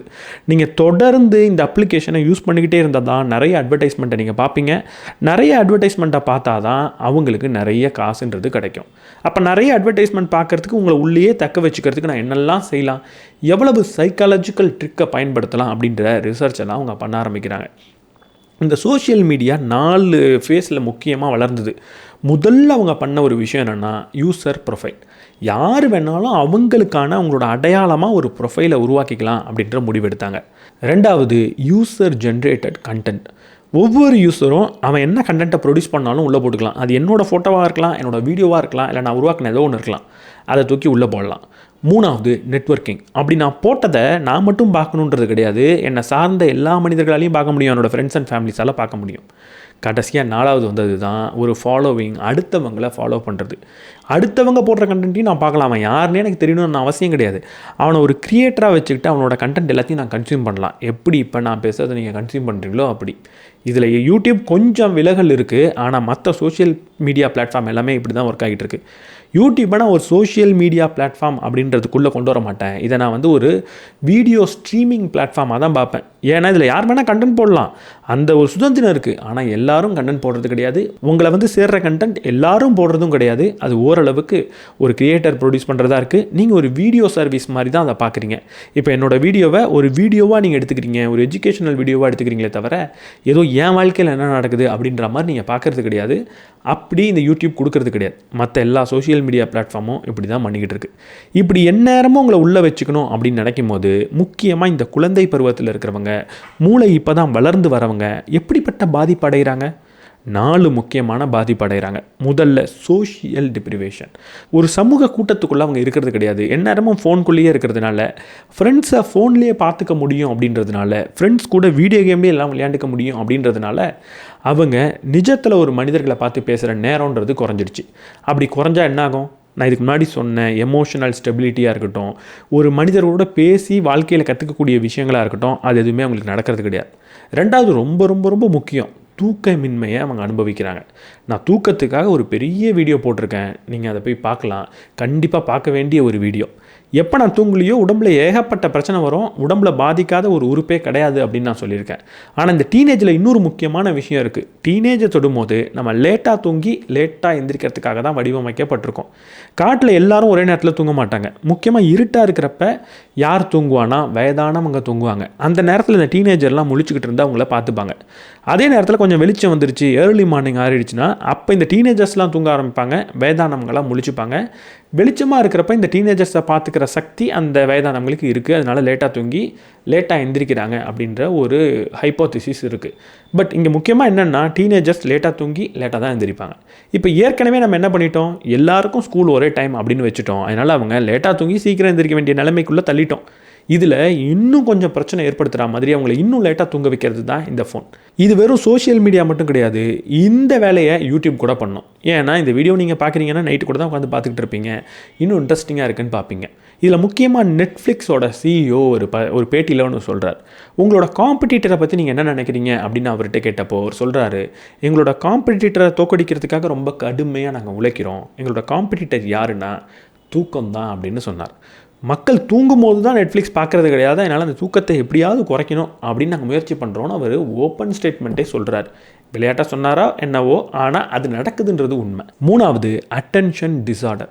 நம்மளால் கவனமாக இருக்க முடியறதில்ல. உங்களால் இந்த புத்தகத்தை முழுமையாக படிச்சிட முடியும்னு நினைக்கிறீங்களா? இந்த புத்தகத்தை படிக்கும்போது அங்கே இங்கேன்னு ஏதேதோ தேடிக்கிட்டு இருக்கோம். ரொம்ப முக்கியமாக சொல்ல போனால் இந்த ஃபோனில் எத்தனை நோட்டிஃபிகேஷன் வருது, ஒரு வீடியோ எடுக்கிறதுக்குள்ளே எனக்கு எத்தனை ஃபோன் கால்ஸ் வருது, எத்தனை மெசேஜஸ் வருது.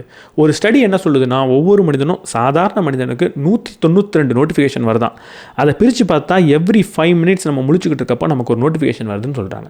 ஒவ்வொரு 5 நிமிஷத்துக்கும் நம்மளோட கவனம் வேறு எங்கேயாவது போயிட்டு வந்ததுன்னா நம்மளால் கவனமாகவே இருக்க முடியாது.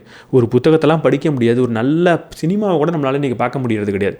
போர் அடிக்குதுன்னு ரீல்ஸ் பார்க்குறோம், சினிமா பார்த்துக்கிட்டே ரீல்ஸ் பார்க்குறோம், கிரிக்கெட் மேட்ச் பார்க்குறோமா, நடுவில் ரீல்ஸ் பார்த்துக்கிட்டே கிரிக்கெட் மேட்ச் பார்க்குறோம். இந்த நிலைமைக்கு நம்ம ஆகிட்டோம். நம்மளோட கவனம் ரொம்ப பாதிக்கப்படுது. இன்றைக்கி நிறைய குழந்தைங்களுக்கு இந்த ADHDன்னு சொல்லக்கூடிய ஒரு அட்டென்ஷன் டிஃபிஷியன்சி ஏன் வருது அப்படின்னு பார்த்தா, நிறைய மொபைல் ஃபோன் யூஸ் பண்ணுறதுனால தான். எந்த குழந்தைகள்லாம் அதிகமாக ஃபோன் யூஸ் பண்ணுறாங்களோ அவங்களுக்கு ADHD அதிகமாக இருக்கிறதுக்கான ஒரு சாத்தியக்கூறு இருக்குன்ற ஒரு ஸ்டடியை இந்த ஆத்தர் சொல்கிறார். கடைசியாக வர பிரச்சனை தான் அடிக்ஷன். நம்ம சோஷியல் மீடியாவுக்கும் ஃபோன் யூசேஜுக்கும் ரொம்ப ஈஸியாக அடிக்ட் ஆகிடும். நம்ம மூளையில் டோப்பமைன்னு ஒரு ஹார்மோன் இருக்குது. அந்த ஹார்மோன் எப்போ சுரக்கும்னா, ஏதாவது ஒரு நல்ல விஷயத்தை செஞ்சிட்டோம்னா அது சுரக்கும். அது சுரந்தால் திரும்ப அதை செய்யணும்னு நம்ம மனசு சொல்லும். இப்போது சோஷியல் மீடியா யூஸ் பண்ணும் போதும் அதே ஹார்மோன் சுரக்குது. அப்போ திரும்ப சோஷியல் மீடியா பாருன்னு நம்ம மூளை சொல்லிக்கிட்டே இருக்கும். எப்போவுமே ஈஸியாக அந்த டோப்பமைன்றது கிடச்சிடும். முன்னெல்லாம் டோப்பமைன் கிடைக்கணும்னா ஏதாவது சின்ன சாதனை பண்ணணும். இப்போ ஈஸியாக ரீல்ஸ் பார்த்தா கிடச்சிடுது. இந்த டோப்பமைன் எப்போவுமே மூளையில் இருந்துக்கிட்டே இருந்ததுன்னா மூளை டோப்பமைனுக்கு பழகிடும். அதுக்கப்புறம் நீங்கள் சின்னதாக ஒரு சக்ஸஸ் அடைகிறீங்க, சின்னதாக ஒரு புத்தகத்தை படித்து முடிக்கிறீங்க, வீட்டில் ஏதோ ஒரு வேலை செஞ்சு முடிக்கிறீங்க அப்படின்னா அப்போ வரக்கூடிய டோப்பமைன் ரொம்ப கம்மியாக இருக்கும். இது நல்லா இருக்கே, இதை திரும்ப செய்யலான்னு உங்கள் மூளை சொல்லாது. ஏன்னா மூளைக்கு அதை விட நல்லா இருக்கிற ஒரு விஷயம் சோஷியல் மீடியான்றது தெரியும். அப்போ அதுக்குள்ளேயே தான் இருக்கும். சின்ன நல்ல விஷயங்களை செய்ய அதுக்கு பிடிக்காமலேயே போயிடும். இந்த அடிக்ஷன்றது ரொம்ப மோசமான விஷயம். எனக்கு இந்த இன்ஸ்டாகிராம் பார்த்தா ரொம்ப கடுப்பாகிறதுக்கு காரணமே இதுதான். இந்த இன்ஸ்டாகிராமில் கிரியேட்டர் ரொம்ப ஈஸியாக ஒரு வார்த்தையை சொல்லிடுவாங்க, ஹூக் பண்ணுறது. இந்த ஆரம்பத்தை வீடியோவோட ஸ்டார்டிங்லேயே ஒரு ஹூக் பண்ணணும் அப்படின்னு சொல்லுவாங்க. இந்த ஹூக்குன்ற வார்த்தை என்ன தெரியுமா? இந்த போதை பொருளுக்கு அடிக்ட் ஆகுறாங்களே அவங்க பயன்படுத்துகிற வார்த்தை இந்த ஹூக்கு. இந்த வார்த்தையை ஓப்பனாக தைரியமாக இன்ஸ்டாகிராம் ரீல் போடுறீங்களா, ஃபஸ்ட்டு ஒரு ஹூக் வைங்க அப்படின்னு சொல்லி கொடுத்துட்டு இருக்காங்க. இன்ஸ்டாகிராம் ரீல் போடாமலே நான் கிட்டத்தட்ட ஒரு 1.5 வருஷம் இருந்தேன். அதுக்கு காரணமே அதுதான். இன்ஸ்டாகிராமில் எனக்கு கிட்டத்தட்ட ஒரு 65,000 ஃபாலோவர்ஸ் இருக்கும்போது யூடியூப்பில் ஒரு 20,000 தான் இருந்தாங்க. பட் ஸ்டில் நான் அதை வேணான்னு ஒரு குவிட் பண்ணேன். பட் இப்போ ரீசெண்டாக எனக்கு என்ன ஒரு புரிதல் வந்திருக்குன்னா, அதுக்குள்ளே அவ்வளோ மோசமான கண்டென்ட் இருக்கிறதுக்கு காரணம் நல்ல கண்டென்ட் இல்லாமல் இருக்கிறது தானே. அப்போ ஏதாவது ஒரு நல்ல கண்டென்ட்டை நம்ம ரீல்ஸ்குள்ளேயும் போடுவோம்னு சொல்லிட்டு ரொம்ப போரிங்கான நிறைய ரீல்ஸை நான் இன்ஸ்டாகிராமில் போட்டுக்கிட்டு இருக்கேன். இன்ஸ்டாகிராமுக்குள்ளே இருக்காதீங்க அப்படின்னு சொல்லுவேன். இருந்தால் இந்த மாதிரி போரிங்கான கண்டென்ட்டையாவது பார்த்துட்டு அங்கேருந்து வெளியே வந்துருங்க அப்படின்னு சொல்லுவேன். இப்படி தான் ஒரு டீனேஜரோட மைண்ட் செட்டுன்றது இருக்கும். இதெல்லாம் தெரியாமல் தான் இந்த ஃபேஸ்புக்கும் இன்ஸ்டாகிராமும் பண்ணுறாங்கன்னு நீங்கள் நினச்சிங்கன்னா அப்படி கிடையாது. 2021 ஃப்ரான்சிஸ் ஹூகன் அப்படின்றவர் ஃபேஸ்புக்கில் வேலை பார்த்துட்டு இருந்தார். அவர் ஃபேஸ்புக்கோட ஒரு பிரச்சனையை எக்ஸ்போஸ் பண்ணுறான்னு விசில் ப்ளோ பண்ணார். அவர் ஒரு ப்ரெசன்டேஷனோட ஸ்லைடு, ஃபேஸ்புக்குள்ளே நடந்த ஒரு ப்ரெசன்டேஷன், டாப் மேனேஜ்மெண்ட்டுக்குள்ளே நடந்த ஒரு ப்ரெசன்டேஷனோட ஸ்லைடை ஃபோட்டோ எடுத்து நம்ம எல்லாருக்கும் அந்த பரப்புனார். இந்த மாதிரி பிரச்சனை உள்ளே இருக்குன்னு எல்லாருக்கும் விசில் ப்ளோ பண்ணார். அதாவது இந்த வேலைக்காரன் படத்தில் வர மாதிரி கம்பெனியில் இந்த பிரச்சனை இருக்குது எல்லாரும் பாருங்கன்னு காட்டினாருன்னு வச்சுக்கோங்களேன். அந்த ஸ்லைடு இதுதான். இந்த ஸ்லைடில் என்ன போட்டிருக்காங்கன்னா, ஒரு டீனேஜரை எப்படி நம்ம உள்ளேயே வச்சுக்கிறது அப்படின்னு பேசிகிட்டு இருக்காங்க. இது ரொம்ப முக்கியமாக இது ஒரே ஒரு ஸ்லைடு தான். ஆனால் அந்த விசில் ப்ளோ பண்ணுறப்ப அவர் என்ன சொன்னார்னா, இவங்களோட நோக்கமே இந்த டீனேஜர்ஸும் இந்த வயதை ஒத்தவங்களை எப்படியாவது உள்ளேயே தக்க வச்சுக்கணும் அப்படின்றது தான். அதற்காக நிறைய சைக்காலஜிக்கல் ஸ்டடி பண்ணுறாங்க. அவங்களோட மூளை எப்படி வேலை செய்யுதுன்னு பார்க்குறாங்க. சொல்லப்போனால் அவங்களோட மூளை 80% வளர்ந்துருக்கும், 20% வளர்ந்துருக்காது. அந்த வளராத 20% முழுக்க லாஜிக்கல் பிரெயின் மட்டும்தான், மற்ற எல்லாம் வளர்ந்துருக்கும். லாஜிக் மட்டும் வளராமல் மற்ற எல்லாம் வளர்ந்துருந்தால் நம்ம நிறைய ரிஸ்க் எடுப்போம், நிறைய பேராசைப்பட்டு போவோம், சின்ன ஆசைகளெல்லாம் கட்டுப்படுத்த முடியாது, நிறைய தவறான செயலை செய்வோம். அந்த நேரத்தில் அவனை உள்ளே பிடிச்சி போட்டால் அவனை அடிக்டடாக உள்ளே வச்சிருக்கலான்ற ஸ்டடியை பண்ணுறாங்கன்னு அவர் சொன்னார். இதை நம்மளால் தடுக்க முடியுமானா ரொம்ப கஷ்டம். இதை கவர்மெண்ட் தடுக்குமானும் ரொம்ப கஷ்டம். ஆனால் அட்லீஸ்ட் நம்மளால் டீனேஜில் இருக்கிற நம்ம குழந்தைகளுக்கு ஃபோன் வாங்கி கொடுக்காமல் இருக்க முடியும். டீனேஜில் இருக்கிற நம்ம குழந்தைகளுக்கு சோஷியல் மீடியாவோட எக்ஸ்போஷர் கொடுக்காமல் இருக்க முடியும். அதையாவது நம்ம செய்வோம் அப்படின்னு தான் சொல்கிறேன். இந்த சோஷியல் மீடியாவை பற்றி நம்ம பேசுகிறோன்னா ரொம்ப முக்கியமான ஒரு டேட்டாவை நம்ம கவனிச்சே ஆகணும். இந்த சோஷியல் மீடியானால் வரக்கூடிய மென்டல் டிஸார்டர் யாருக்கு அதிகமாக வருதுன்னு பார்த்தா, டீனேஜில் இருக்கிற பெண்களுக்கு தான் அதிகமாக வருதான். பசங்களுக்கு வரவே கிடையாது, அவங்களோட ரொம்ப அதிகமாக வருது. இந்த டிப்ரெஷனோட ஆங்ஸைட்டியோட வராங்கல்ல, அதில் சோஷியல் மீடியா காரணத்தோடு வரவங்க எந்த விகிதத்தில் வராங்கன்னு பார்த்தா, ஒரு 15 ஆண்கள் வந்தால் 40 பெண்கள் வராங்களாம். கிட்டத்தட்ட மோர் தென் டபுள் பெண்களுக்கு இந்த பாதிப்புன்றது ஏற்படுது. எதனால் பெண்களுக்கு அதிகமாக வருது? அதுக்கு முன்னாடி இந்த வரக்கூடிய டேட்டா நிஜம் இல்லையான்னு நம்ம கவனிச்சாகணும். சிம்பிளாக சொல்லணுன்னா, சோஷியல் மீடியா பயன்படுத்துறதுனால டிப்ரெஷன் வந்துச்சா, இல்லை டிப்ரெஷனில் இருக்கிறவன் பொதுவாக சோஷியல் மீடியாவை எடுத்து யூஸ் பண்ணுறானா, அதனால இந்த கோரிலேஷன் நடக்குதா அப்படின்றத பார்க்கணும்.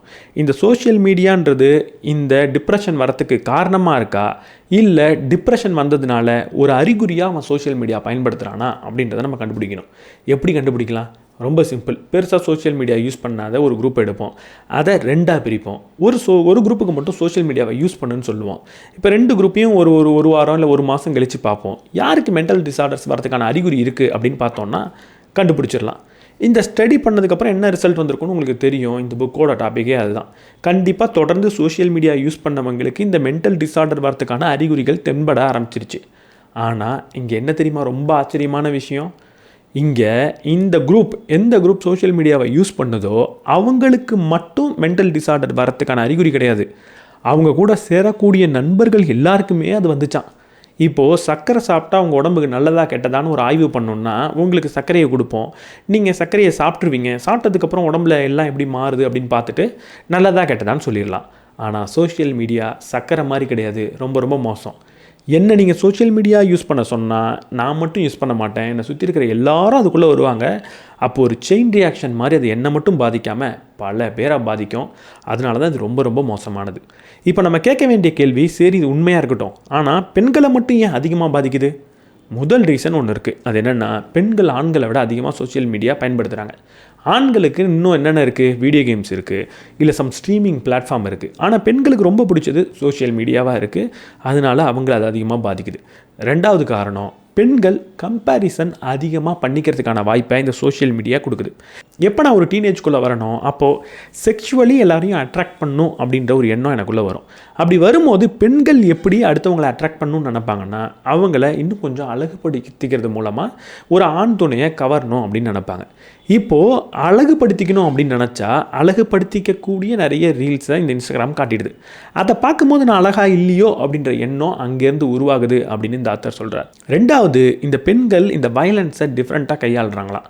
ஒரு ஆண் அக்ரஷனாக ஆகிட்டானா என்ன பண்ணுவான்? சண்டைக்கு போவான், அடிப்பான், இல்லை வெர்பலாக கோவப்பட்டு கத்துவான், கெட்ட வார்த்தை பேசுவான், அப்படி கூட வச்சுக்கோங்களேன். ஆனால் பெண்கள் இதை கொஞ்சம் டிஃப்ரெண்ட்டாக கையாளுறது இதுக்கு காரணமாக இருக்கலாம் அப்படின்னு சொல்கிறார். பெண்கள் எப்போவுமே ரொம்ப அக்ரெசிவானா கோவப்பட்டு கத்துறதோ இல்லை அடிக்கிறதோ ரொம்ப கம்மியாக தான் நடக்குதான். எது அதிகமாக நடக்குதுன்னா, யார் மேலே கோவம் வந்ததோ அவங்கள பற்றி புறம் பேசி அவங்களோட கேரக்டரை அசாசினேட் பண்ணணும் அப்படின்னு நினைக்கிறது அதிகமாக இருக்குன்னு இந்த ஆத்தர் சொல்கிறார். அப்போ அவங்க என்ன பண்ணுறாங்க? அதிகமாக புறம் பேசணும்னு நினைக்கிறாங்க. அந்த நேரத்தில் சோஷியல் மீடியா அதுக்கு ரொம்ப பயனுள்ளதாக இருக்குது. ஆண்களை விட பெண்கள் அதிகமாக புறம் பேசுறதுக்கான வாய்ப்பு இருக்குது. அதை சோஷியல் மீடியா அதிகப்படுத்துது அப்படின்னா, இந்த சோஷியல் மீடியாக்குள்ளே இருக்கிற பெண்கள் தன்னை பற்றி புறம் பேசுறதுக்கான வாய்ப்பை அதிகரிச்சுக்கிறாங்கன்னு அர்த்தம். அதனால நிறைய பிரச்சனை வந்து டிப்ரெஷனுக்குள்ளே போகிறாங்கன்னு அர்த்தம். அடுத்த முக்கியமான மேட்டர் என்னென்னா, பெண்கள் பொதுவாக அவங்களோட எமோஷன்ஸை வெளியே காட்டிக்கிறாங்க. அவங்களுக்கு ஒரு பிரச்சனைனா வெளியே சொல்கிறாங்க, கொஞ்சம் ஈஸியாக எமோஷனை வெளிப்படுத்துகிறாங்க. அதனால கூட அவங்களோட டிப்ரெஷனை ஈஸியாக வெளியே காட்டிடுறாங்க. ஆண்களுக்கும் ஈக்குவல் லெவலில் இருக்கலாம், பட் பெண்கள் வெளியே காட்டி அதனால் வெளியே தெரிய வரதுக்கான வாய்ப்பும் இருக்குது அப்படின்னு சொல்கிறார். ஃபைனலாக ரொம்ப மோசமான ஒரு விஷயம் இருக்குது. அது என்ன தெரியுமா? ஒரு காம கொடூரனான ஆட்கள் சோஷியல் மீடியாவில் அதிகமாக இருக்காங்க. அவங்க பெண்களை அதிகமாக டார்கெட் பண்ணுறாங்க. ஆண்களை பண்ணுறதே கிடையாது அப்படின்லாம் கிடையாது, ஆண்களுக்கும் நிறைய வருது. ஆனால் பெண்களுக்கு ரொம்ப ரொம்ப ரொம்ப அதிகமாக வருது. அதனால் வரக்கூடிய விளைவுனால் அவங்க நிறைய பிரச்சனைக்குள்ளே போகிறாங்க. டிப்ரெஷன், ஆன்சைட்டிலாம் வருது அப்படின்னு சொல்கிறார். உங்கள் வீட்டில் பெண் குழந்தைகள் இருந்தால் ரொம்ப ரொம்ப ரொம்ப நீங்கள் ஜாக்கிரதையாக இருக்கணும் இந்த டீனேஜில் ஒரு சோஷியல் மீடியா கொடுக்கறதுக்கு. பெண்களுக்கு மட்டும்தான் அப்போ பிரச்சனையா? எங்கள் வீட்டில் இருக்கிற பசங்களுக்கு அப்போ நான் வந்து ஃபோன் வாங்கி கொடுத்துடலாம், பிரச்சனை இல்லைல்ல அப்படின்னு நீங்கள் கேட்டிங்கன்னா அப்படி கிடையாது. 2 குரூப்புக்குமே பிரச்சனை வந்துக்கிட்டே தான் இருக்கும். ஆனால் இந்த மென்டல் டிஸார்டர்ஸ், முக்கியமாக இந்த இன்டர்னலைசிங் மென்டல் டிஸார்டர்ஸ் பெண்களுக்கு அதிகமாக வருது. அப்போ ஆண்களுக்கு என்ன வருது அப்படின்னு எடுத்து பார்த்தா, அவங்க பல நேரங்களில் டிப்ரெஷனோ இல்லை ஒரு ஆன்சைட்டியோ அடையிறதில்ல. அதுக்கு பதிலாக அதிகமான நேரத்தில் எக்ஸ்டர்னலைசிங் மென்டல் டிஸார்டர்ஸை கொண்டு வராங்க. அவங்களோட கோபத்தை அதிகமாக வெளிப்படுத்துகிறாங்க, ரொம்ப கோபமாகறாங்க, ரொம்ப அக்ரெசிவாக இருக்காங்க. இந்த மாதிரி தவறுகள் அதிகமாக பண்ணுறாங்க. அப்போ 2 பேருக்குமே மென்டல் டிஸார்டர்ஸ்ன்றது ஓரளவுக்கு வருது. ஆனால் ஆண்களுக்கு வரக்கூடிய வழி தான் வேறு விதமாக இருக்குது. இங்கே ரொம்ப முக்கியமான ஒரு விஷயம் இருக்குது. இந்த ஜாப்பனீஸில் ஹிக்கிகோமோரி அப்படின்ற ஒரு கான்செப்ட் இருக்குது. இந்த ஹிக்கிகோமோரி அப்படின்னா என்ன? எந்த ஒரு வேலைக்கும் நான் போக மாட்டேன், எனக்கு எதுவுமே செய்ய பிடிக்காது, என்னோடய ரூம்குள்ளே நான் இருந்துப்பேன், என்னை யாரும் பார்க்காதீங்க, நான் யார்ட்டையும் பேச விரும்பலை அப்படின்னு இந்த ஆண்கள் ரூம்குள்ளேயே போய் அடைஞ்சு கிடக்கிறது தான். ஹிக்கிகோமோரி அப்படின்ற ஒரு பெரிய மென்டல் டிஸார்டரை சால்வ் பண்ணணுன்னு ஜாப்பனீஸ் ரொம்ப கடுமையாக உழைச்சாங்க. நிறைய பேர் திடீர்னு சோஷியல் ப்ரெஷர் தாங்க முடியாமல் என்ன எப்போதும் வேலைக்கு போக சொல்கிறீங்க, எப்போவும் என்ன சம்பாதிக்க சொல்கிறீங்க, இவ்வளவு சுமையை மேலே சுமத்துறீங்க அப்படின்னு சொல்லிட்டு நிறைய குரூப் ஆஃப் ஆண்கள் என்ன பண்ணிட்டாங்க, ரூம்குள்ளேயே இருக்க ஆரம்பிச்சிட்டாங்க. ரூம்குள்ளே கம்ப்யூட்டரே வச்சுக்க ஆரம்பிச்சிட்டாங்க. அதுக்குள்ளேயே வீடியோ கேம்ஸ் விளையாடுறது, அதுக்குள்ளேயே தவறான ஆபாச படம் பார்க்குறது, இதுக்குள்ளேயே இருந்துட்டு வெளியவே வரமாட்டேன், என்னோடய ஃபேமிலியை கூட நான் பார்க்க மாட்டேன் அப்படின்ற முடிவெடுத்தது தான் இந்த டிசீஸ். இது அப்போது ஜாப்பனீஸ்க்கு மட்டும்தான் வருது, என்ன காரணம் அப்படின்லாம் யோசித்த காலம் உண்டு. ஆனால் இப்போ இது நிறைய இடத்துல தென்படுது. இதை NEET நீட் அப்படின்னு சொல்லுவாங்க, not in education, employment and training. நீ ட்ரைனிங்க்கு எதுவும் போல், நீ படிக்கவும் செய்யலை, நீ வேலைக்கும் போல், சும்மாவே இருக்க அப்படின்னா NEETன்னு சொல்லுவாங்க. இது இப்போது எல்லா நாட்டிலையும் அதிகரிச்சுட்டு வருது. ஏன்னா அப்பா அம்மா பிள்ளையை பார்த்து வளர்த்துட்டாங்க, ஓரளவுக்கு பணம் சேர்த்து வச்சுட்டாங்க. இதுக்கப்புறம் நான் ஏன் வெளியே போகணும், நான் ஏன் அடுத்தவங்கள்ட்ட பழகணும், ரூம்குள்ளேயே கம்ப்யூட்டர்லேயே இருந்துடுறேன் அப்படின்ற மனநிலை தான் இது. அடுத்து இந்த ஆண்களுக்கு வர பெரிய பிரச்சனை என்னென்னா, அதிகமாக ஆபாச படம் பார்க்குறது. 2004 2014 எவ்வளவு இந்த ஆபாச படம் பார்க்குற விகிதம் அதிகரிச்சிருக்கு அப்படின்னா கிட்டத்தட்ட 100 மடங்கு அதிகரிச்சிருக்கு. இது 2014 வரைக்கும் தான். இப்போ இன்னும் அதிகமாக அதிகரிச்சிருக்கும். திருமணம் ஆகிற வயதில் இருக்கக்கூடிய ஆண்கள்கிட்ட ஒரு ஸ்டடி எடுக்கிறாங்க. அதில் கிட்டத்தட்ட 52% பேர் நான் ரெகுலராக இந்த மாதிரி படங்கள் பார்ப்பேன் அப்படின்னு சொல்கிறாங்க. கிட்டத்தட்ட 25% பேர் நான் அதை தினம் பார்த்துக்கிட்டு இருக்கேன், அது என்னோடய ஹேபிட் அப்படின்னு ஒத்துக்கிறாங்க. 10% பேர் நான் ஆபாச படம் பார்ப்பேன், அதனால் உண்மையாக இருக்கக்கூடிய பெண்களை பார்த்தா எனக்கு எந்த ஒரு உணர்ச்சியும் வரது கிடையாது அப்படின்னு சொல்கிறாங்க. 10% பேர் நான் அடிக்ட் ஆகிட்டேங்க, அதுக்குள்ளே போய் முழுகிட்டேன், என்னால் வெளியெல்லாம் வர முடியாது அப்படின்னு சொல்கிறாங்க. இது அனைத்துக்கும் காரணம் என்ன? ஆபாச படம்ன்றது அதுக்கு முன்னாடியும் இருந்திருக்கு. ஆனால் எப்போ வேணாலும் நீ பார்த்துக்கலாம், எப்போ வேணாலும் அதை உன்னால் கன்சியூம் பண்ண முடியும், எங்கே வச்சு வேணாலும் கன்சியூம் பண்ண முடியும்னு மொபைல் ஃபார்முக்கு மாறினதோ அப்போ பெரிய அளவில் ஆண்களை அது பாதிக்க ஆரம்பிச்சிது. ரொம்ப முக்கியமாக இன்றைக்கி இருக்கிற இந்த ஆர்டிஃபிஷியல் இன்டெலிஜென்ஸ் யுகத்தில் இது ரொம்ப வல்கரான ஒரு ஃபார்முக்கு போயிட்டுருக்கு. உங்களுக்கு நான் எதை பற்றி பேசுகிறேன் அப்படின்றது தெரிஞ்சிருக்கும். முன்னாடியே கூட ஒரு உதாரணம் சொன்னேன், அதெல்லாம் செஞ்சுக்கிட்டு இருக்கு. ரொம்ப மோசமான ஒரு இடத்த நோக்கி இந்த ஆர்டிஃபிஷியல் இன்டெலிஜென்ஸ் இந்த ஆபாச படத்தை எடுத்துகிட்டு போயிட்டுருக்கு. இதை தாண்டி ஏற்கனவே இந்த காம ரீதியான பொம்மைகள் நிறைய இருந்துக்கிட்டு இருக்குது. இப்போ இந்த ஆர்டிஃபிஷியல் இன்டெலிஜென்ஸ் வந்த உடனே எது உண்மையான ஒரு துணை, எது ஒரு பொம்மை, எது ஒரு ஆர்டிஃபிஷியல் ரோபோட்டு, எது ஒரு உண்மையான ஒரு பெண் அப்படின்றதெல்லாம் மறந்துட்டு கண்ணா பின்னான்னு சுழலக்கூடிய ஒரு நிலைக்கு இந்த ஆண்கள் தள்ளப்பட்டிருக்காங்க. இப்படி மாறக்கூடிய ஆண்கள் சோஷியல் மீடியாவில் இருந்தால் பெண்களுக்கு நிறைய பிரச்சனை வரத்துக்கும், மென்டல் டிஸார்டர் வரத்துக்கும் பெருசாக காரணத்தையும் நம்ம தேட தேவையில்லை. அப்போ ஏன்டா ஆண்களுக்கு கம்மியாக வருது, பெண்களுக்கு அதிகமாக வருது அப்படின்னு யோசிச்சு பார்த்தா ஆண்களும் மென்டல் டிஸார்டரில் இருக்காங்க. அது வேறு விதமாக மாறி பெண்களுக்கு இன்னொரு விதமான மென்டல் டிஸார்டரை கொடுக்குது. ஆக மொத்தத்தில் 2 பேருமே பாதிக்கப்படுறாங்க, பாதிப்பையும் ஏற்படுத்துகிறாங்க அப்படின்றத நம்ம புரிஞ்சுக்கணும். சரி, இவ்வளவு பிரச்சனை இருக்கே, நாங்கள் என்ன தான் பண்ணுறது அப்படின்னு கேட்டால் முதல்ல நம்ம எல்லாரும் ஒத்துக்கு தான் ஆகணும். இது எல்லாத்தையும் நம்மளால் சரி பண்ண முடியாது, சில நேரத்தில் கவர்மெண்ட் இன்வால்வ் ஆகி தான் ஆகணும். இவர் ஒரு விஷயத்த சொல்கிறார். இந்த ஃபேஸ்புக்கோட ஃபஸ்ட் பிரசிடெண்ட் இருக்கார்.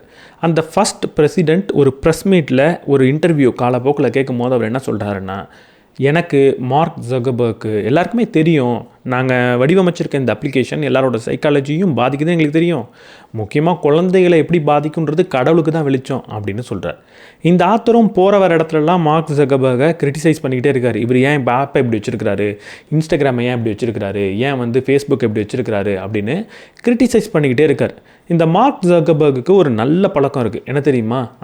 அவரை பற்றி பேசுகிற எல்லாருமே சொல்லுவாங்க என்னென்னா, அவர் யார் என்ன கேட்டாலும் மதித்து பதில் சொல்லுவாராம். இவர் மார்க்கை தொடர்ந்து நிறைய கிரிட்டிசைஸ் பண்ணுறாரு. ஸ்டில் இவர் ஃபோன் பண்ணால் மார்க் ஃபோன் எடுப்பாராம், ஃபோன் எடுத்து இவர்கிட்ட பேசுவாராம். அப்படி ஒருத்தர் வீடியோ கால் மார்க்குக்கு பண்ணுறாரு. இவரோட குழந்தை 11 வயசில் இருக்கிறப்போ அப்போ மார்க்குக்கிட்ட இவர் என்ன சொல்கிறாரு, மார்க் என்னோட குழந்தை 11 வயசு தான் ஆகுது, அவங்க ஸ்கூலில் படிக்கிறாங்க, அவங்க ஸ்கூலில் பல பேர் இன்ஸ்டாகிராம் அக்கௌண்ட், ஃபேஸ்புக் அக்கௌண்ட்லாம் வச்சுட்ருக்காங்களாம், இது பெரிய தப்பாச்சு, கவர்மெண்ட் 13 வயசுக்கு கீழே இந்த அக்கௌண்ட்டை ஓப்பன் பண்ணக்கூடாதுன்னு சொல்லியிருக்கே அப்படின்னு கேட்குறப்ப அவர் சொன்னாராம், இல்லையே எங்கள் ஆப்பில் 13க்கு கீழே நாங்கள் விடுறது கிடையாது, டேட் ஆஃப் பர்த் நீங்கள் கொடுத்தீங்கன்னா நாங்கள் வெரிஃபை பண்ணிட்டு தானே உள்ளே விடுவோம் அப்படின்னு சொல்லிட்டு விட்டாராம். அதுக்கப்புறம் இந்த ஆத்தர் ஒரு ஃபேக் ஐடியை ஓப்பன் பண்ணி காட்டுறாரு. 11 வயசு இருந்தாலும் உள்ளே போக முடியுது. 2023 திரும்ப ஃபேக் ஐடி ஓப்பன் பண்ணாராம். 13 வயசு கீழே இருந்தால் அவங்களால இப்பயும் உள்ளே போக முடியும். சொல்லவே தேவையில்ல, உங்களுக்கே தெரியும். நீங்கள் 13 வயசுலாம் இருக்கணும்னு அவசியம் கிடையாது, உள்ளே போக முடியும். கவர்மெண்ட் 13 வயசு அப்படின்னு போட்டிருக்கு. இது மார்க் ஜக்கர்பர்க் மட்டும் கிடையாது. அவர் நினச்சாருன்னா இதை பண்ண முடியும். 13 வயசு கீழே இருக்கிறவங்க உள்ளே போக முடியாத மாதிரி பண்ண முடியும். அப்படி பண்ணிட்டா யூசர் எல்லாரும் வேறு ஒரு ஆப்புக்கு போயிடுவாங்க. டிக்டாக் யூஸ் பண்ண ஆரம்பிச்சிருவாங்க, வேறு ஏதாவது ஸ்னாப்சாட் யூஸ் பண்ண ஆரம்பிச்சிருவாங்க. அதனால தான் அந்த ஆடியன்ஸை பிடிச்சி வைக்கிறதுக்காக தான் வச்சுருக்காரு. அவங்களுக்கு மென்டலி எவ்வளோ ப்ராப்ளம் வந்தாலும் பரவாயில்ல, அவங்க என் கூட இருக்கணும்னு நினைக்கிறாங்க. முக்கியமாக ஒரு பிஸ்னஸ் பண்ணுறோன்னு வைங்களேன், நம்மளோட கஸ்டமரே நாசமாக போகணுன்னு யாருமே நினைக்க மாட்டாங்க. ஏன்னா என் கஸ்டமர் நாசமாக போயிட்டாங்க அப்படின்னா எனக்கு அதுக்கப்புறம் யார் பணம் கொடுப்பா, யார் என்னை பார்த்துப்பா? அப்போ என்னோடய கஸ்டமர் நாசமாக போகக்கூடாதுன்னு யாரும் நினைக்க மாட்டாங்கன்னா ஏன் மார்க் நினைக்கிறாரு? ஏன்னா அவங்கெல்லாம் அவரோட கஸ்டமரே கிடையாது. அதில் அக்கௌண்ட் ஓப்பன் பண்ணுற நம்ம அவர் கஸ்டமர் கிடையாது. நம்ம எப்போ அவருக்கு காசு கொடுக்குறோமோ அப்போ தான் நம்ம கஸ்டமர். காசு கொடுக்காத வரைக்கும் நம்ம தான் ப்ராடக்ட்டு. யார் ஆடு போடுறாங்களோ அவங்க தான் கஸ்டமர். அவங்களுக்காக ஒரு குழந்தையோட மனநலத்தை பாதிக்கணும்னா பெரிய தப்பு இல்லை அப்படின்னு அவர் நினைக்கிறாரோ என்னவோ.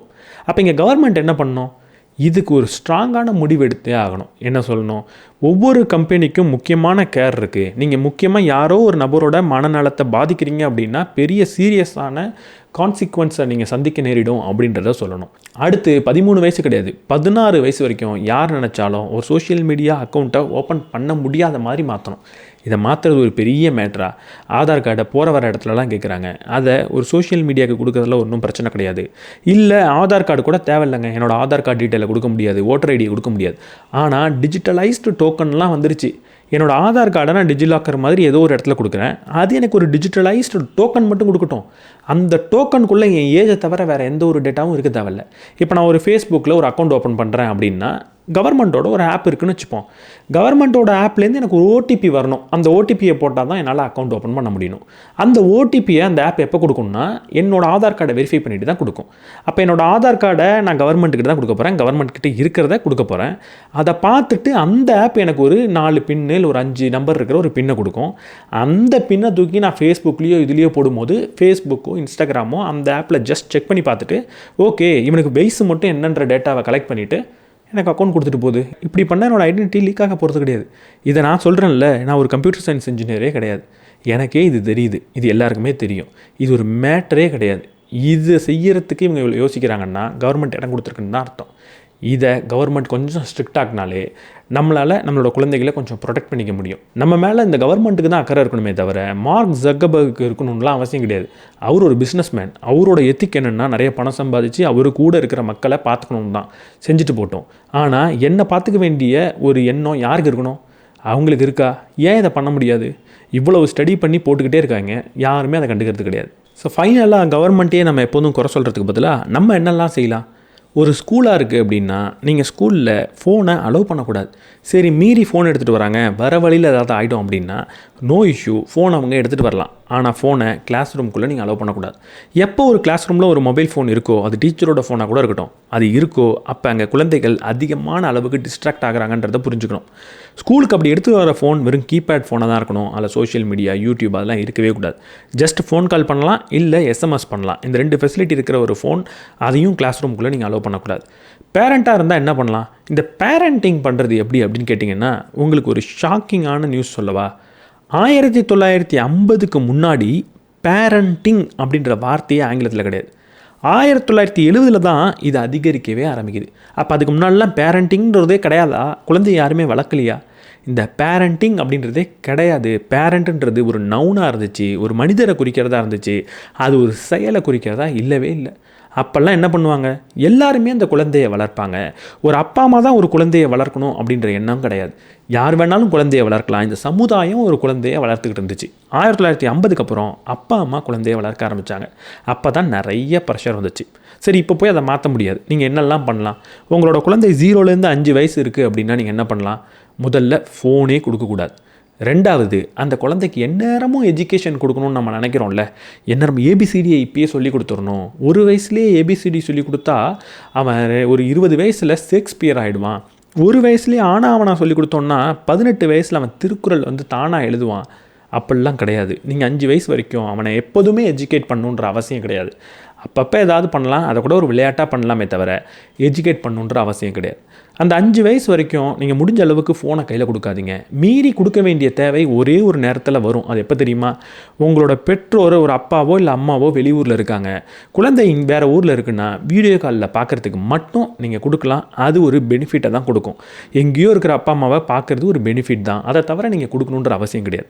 முடிஞ்ச அளவுக்கு உங்கள் வீட்டுக்கு ஏதாவது ஒரு குழந்தை வருதுன்னா அந்த குழந்தைக்கு ஒரு ஃபோனை கொடுக்குறது, யூடியூப்பில் பாட்டு போட்டு கொடுக்குறதுன்றதை நீங்கள் செய்யணுன்ற அவசியமே கிடையாது. அதை ஒரு சொசைட்டியாக நம்ம எல்லாரும் முடிவெடுத்து அப்படி நான் செய்ய மாட்டேன் அப்படின்ற முடிவுக்கு வரணும்.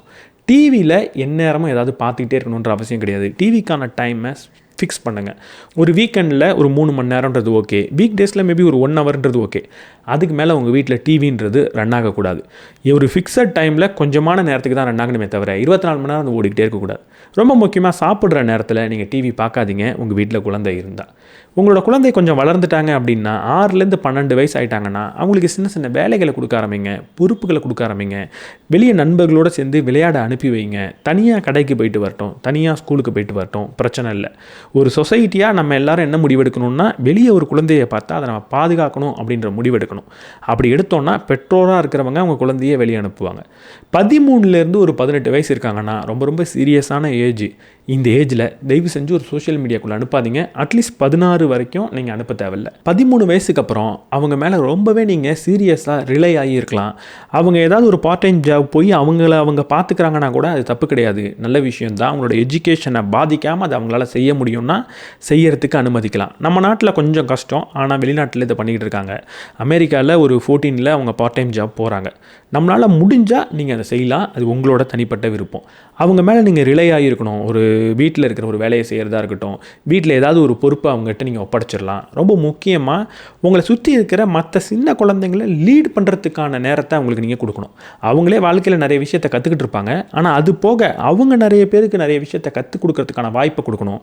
ஒரு லீடு பண்ணணும். ஸ்கூலுக்கு போகிறாங்க, நிறைய பேரோடு சேர்ந்து போகிறாங்கன்னா நிறைய குழந்தைங்களை பத்திரமா பார்த்து போயிட்டு வா அப்படின்ற ஒரு பொறுப்பை அவங்களுக்கு கொடுக்கணும். இந்த வயதில் நிறைய பொறுப்பு கொடுக்கும்போது நிறைய விஷயத்தை கற்றுப்பாங்க. ஸோ ஓவராலாக சிம்பிளாக ஃபோனை எந்த ஏஜ்லேயும் கொடுக்காதீங்க அப்படின்றது தான் இந்த புத்தகத்தோட ஒரே கூற்று. இதை தான் இன்றைக்கி நான் உங்கள் கூட ஷேர் பண்ணிக்கணும்னு நினச்சேன். ரொம்ப ரொம்ப முக்கியமான ஒரு புத்தகமாக நினச்சேன். ஏன்னா ரீசெண்டாக நான் நியூஸில் பார்த்த சில விஷயங்கள்லாம் ரொம்ப கொடூரமாக இருந்தது. சோஷியல் மீடியாவில் எதை போஸ்ட் பண்ணணுன்னே தெரியாத அந்த டீனேஜ் பசங்க என்னெல்லாம் பண்ணுறாங்க அப்படின்னு பார்க்கும்போது ரொம்ப ஒரு பயத்தை எனக்கு கொடுத்துச்சு. வெளியே நடந்து போகிறதுக்கே பயமாக இருக்குது அப்படின்ற ஒரு மனநிலையை எனக்கு கொடுத்துச்சு. எப்போவுமே ஒரு சமூக அநீதியை வெளியே பார்த்தா எனக்கு கோவம் வரும், இவனெல்லாம் பார்த்தா அப்படின்ற மாதிரி வரும்னு வைங்களேன். ஆனால் முதல் முறையாக வெளியே போகிறதுக்கு பயமாக இருந்துச்சு. யார்கிட்டையாவது ஏதாவது வாயை கொடுத்து ஏதாவது நமக்கு இந்த மாதிரி ஆகிடுமோ அப்படின்ற ஒரு உண்மையான பதட்டத்தை கொடுத்துச்சு. அதுக்கு போதைப் பொருட்கள் ரொம்ப ரொம்ப ரொம்ப முக்கியமான ஒரு காரணம் அப்படின்றது நம்ம எல்லாருக்கும் தெரியும். ஆனால் எங்கேயுமே சோஷியல் மீடியா ஒரு காரணன்றதை யாருமே சொல்லலையோன்னு நினச்சேன். கரெக்டாக இந்த புத்தகத்தை நான் படிச்சிருந்தேன். ஏற்கனவே உங்கள்கிட்ட சொல்லியிருந்தேன் ஒரு புத்தகம் வரும்னு. இதை பார்க்கும்போது எனக்கு கண்டிப்பாக இதை பேசியே ஆகணும் அப்படின்னு தோணுச்சு. நீங்கள் இந்த புத்தகத்தை பற்றி என்ன நினைக்கிறீங்கன்றதை சொல்லுங்கள். அதை விட ரொம்ப ரொம்ப முக்கியமாக உங்கள்கிட்ட ஒரு விஷயம் கேட்கணும்னு நினைக்கிறேன். அது என்னென்னா, நீங்கள் உங்கள் வீட்டில் இருக்கிற குழந்தைகளுக்கு ஃபோனை கொடுக்காமல் வளர்க்குறதுக்கு என்ன மாதிரி விஷயத்தை ஃபாலோ பண்ணுறீங்க? குழந்தைகளுக்கு ஃபோன் கொடுக்காமல் நீங்கள் எப்படிலாம் பார்த்துக்கிறீங்க அப்படின்ற டிப்ஸை சொல்லுங்கள். ஏன்னா இந்த வீடியோவில் நான் சொன்னதை விட நீங்கள் கமெண்ட் செக்ஷனில் சொல்லக்கூடிய இந்த அறிவுரைகள் நிறைய பேருக்கு பயனளிக்கும். உங்கள் வீட்லேயும் கண்டிப்பாக குழந்தைகள் இருப்பாங்க, டீனேஜாக இருக்கலாம், சின்ன பசங்களாக இருக்கலாம். ஏதாவது ஒரு வழியில் அவங்களுக்கு நீங்கள் ஃபோன் கொடுக்கக்கூடாது அப்படின்னு ஒரு முடிவெடுத்து நீங்களாக இன்வென்ட் பண்ணி நிறைய விஷயங்களை செய்வீங்க. அதுதான் ரொம்ப யூஸ்ஃபுல்லாக இருக்கும். இதில் கொடுத்துருக்க டிப்ஸ்லாம் ஒரு ஜென்ரலைஸ்டாக இருக்கும். ஸோ அந்த மாதிரி உங்கள் வாழ்க்கையில் நீங்கள் பயன்படுத்திக்கிட்டு இருக்கக்கூடிய ஒரு நல்ல அறிவுரையை தயவு செஞ்சு கமெண்ட் செக்ஷனில் சொல்லுங்கள். அதை பார்த்து நிறைய பேர் பயனடைவாங்கன்னு நினைக்கிறேன். இந்த வீடியோ உங்களுக்கு பிடிச்சிருந்தால் லைக் பண்ணிவிட்டு உங்கள் நண்பர்களோட ஷேர் பண்ணுங்கள். நம்ம சேனலுக்கு நீங்கள் புதுசாக இருந்தீங்கன்னா சப்ஸ்கிரைப் பண்ணிவிட்டு பெல் பட்டனை ப்ரெஸ் பண்ணிவிடுங்க.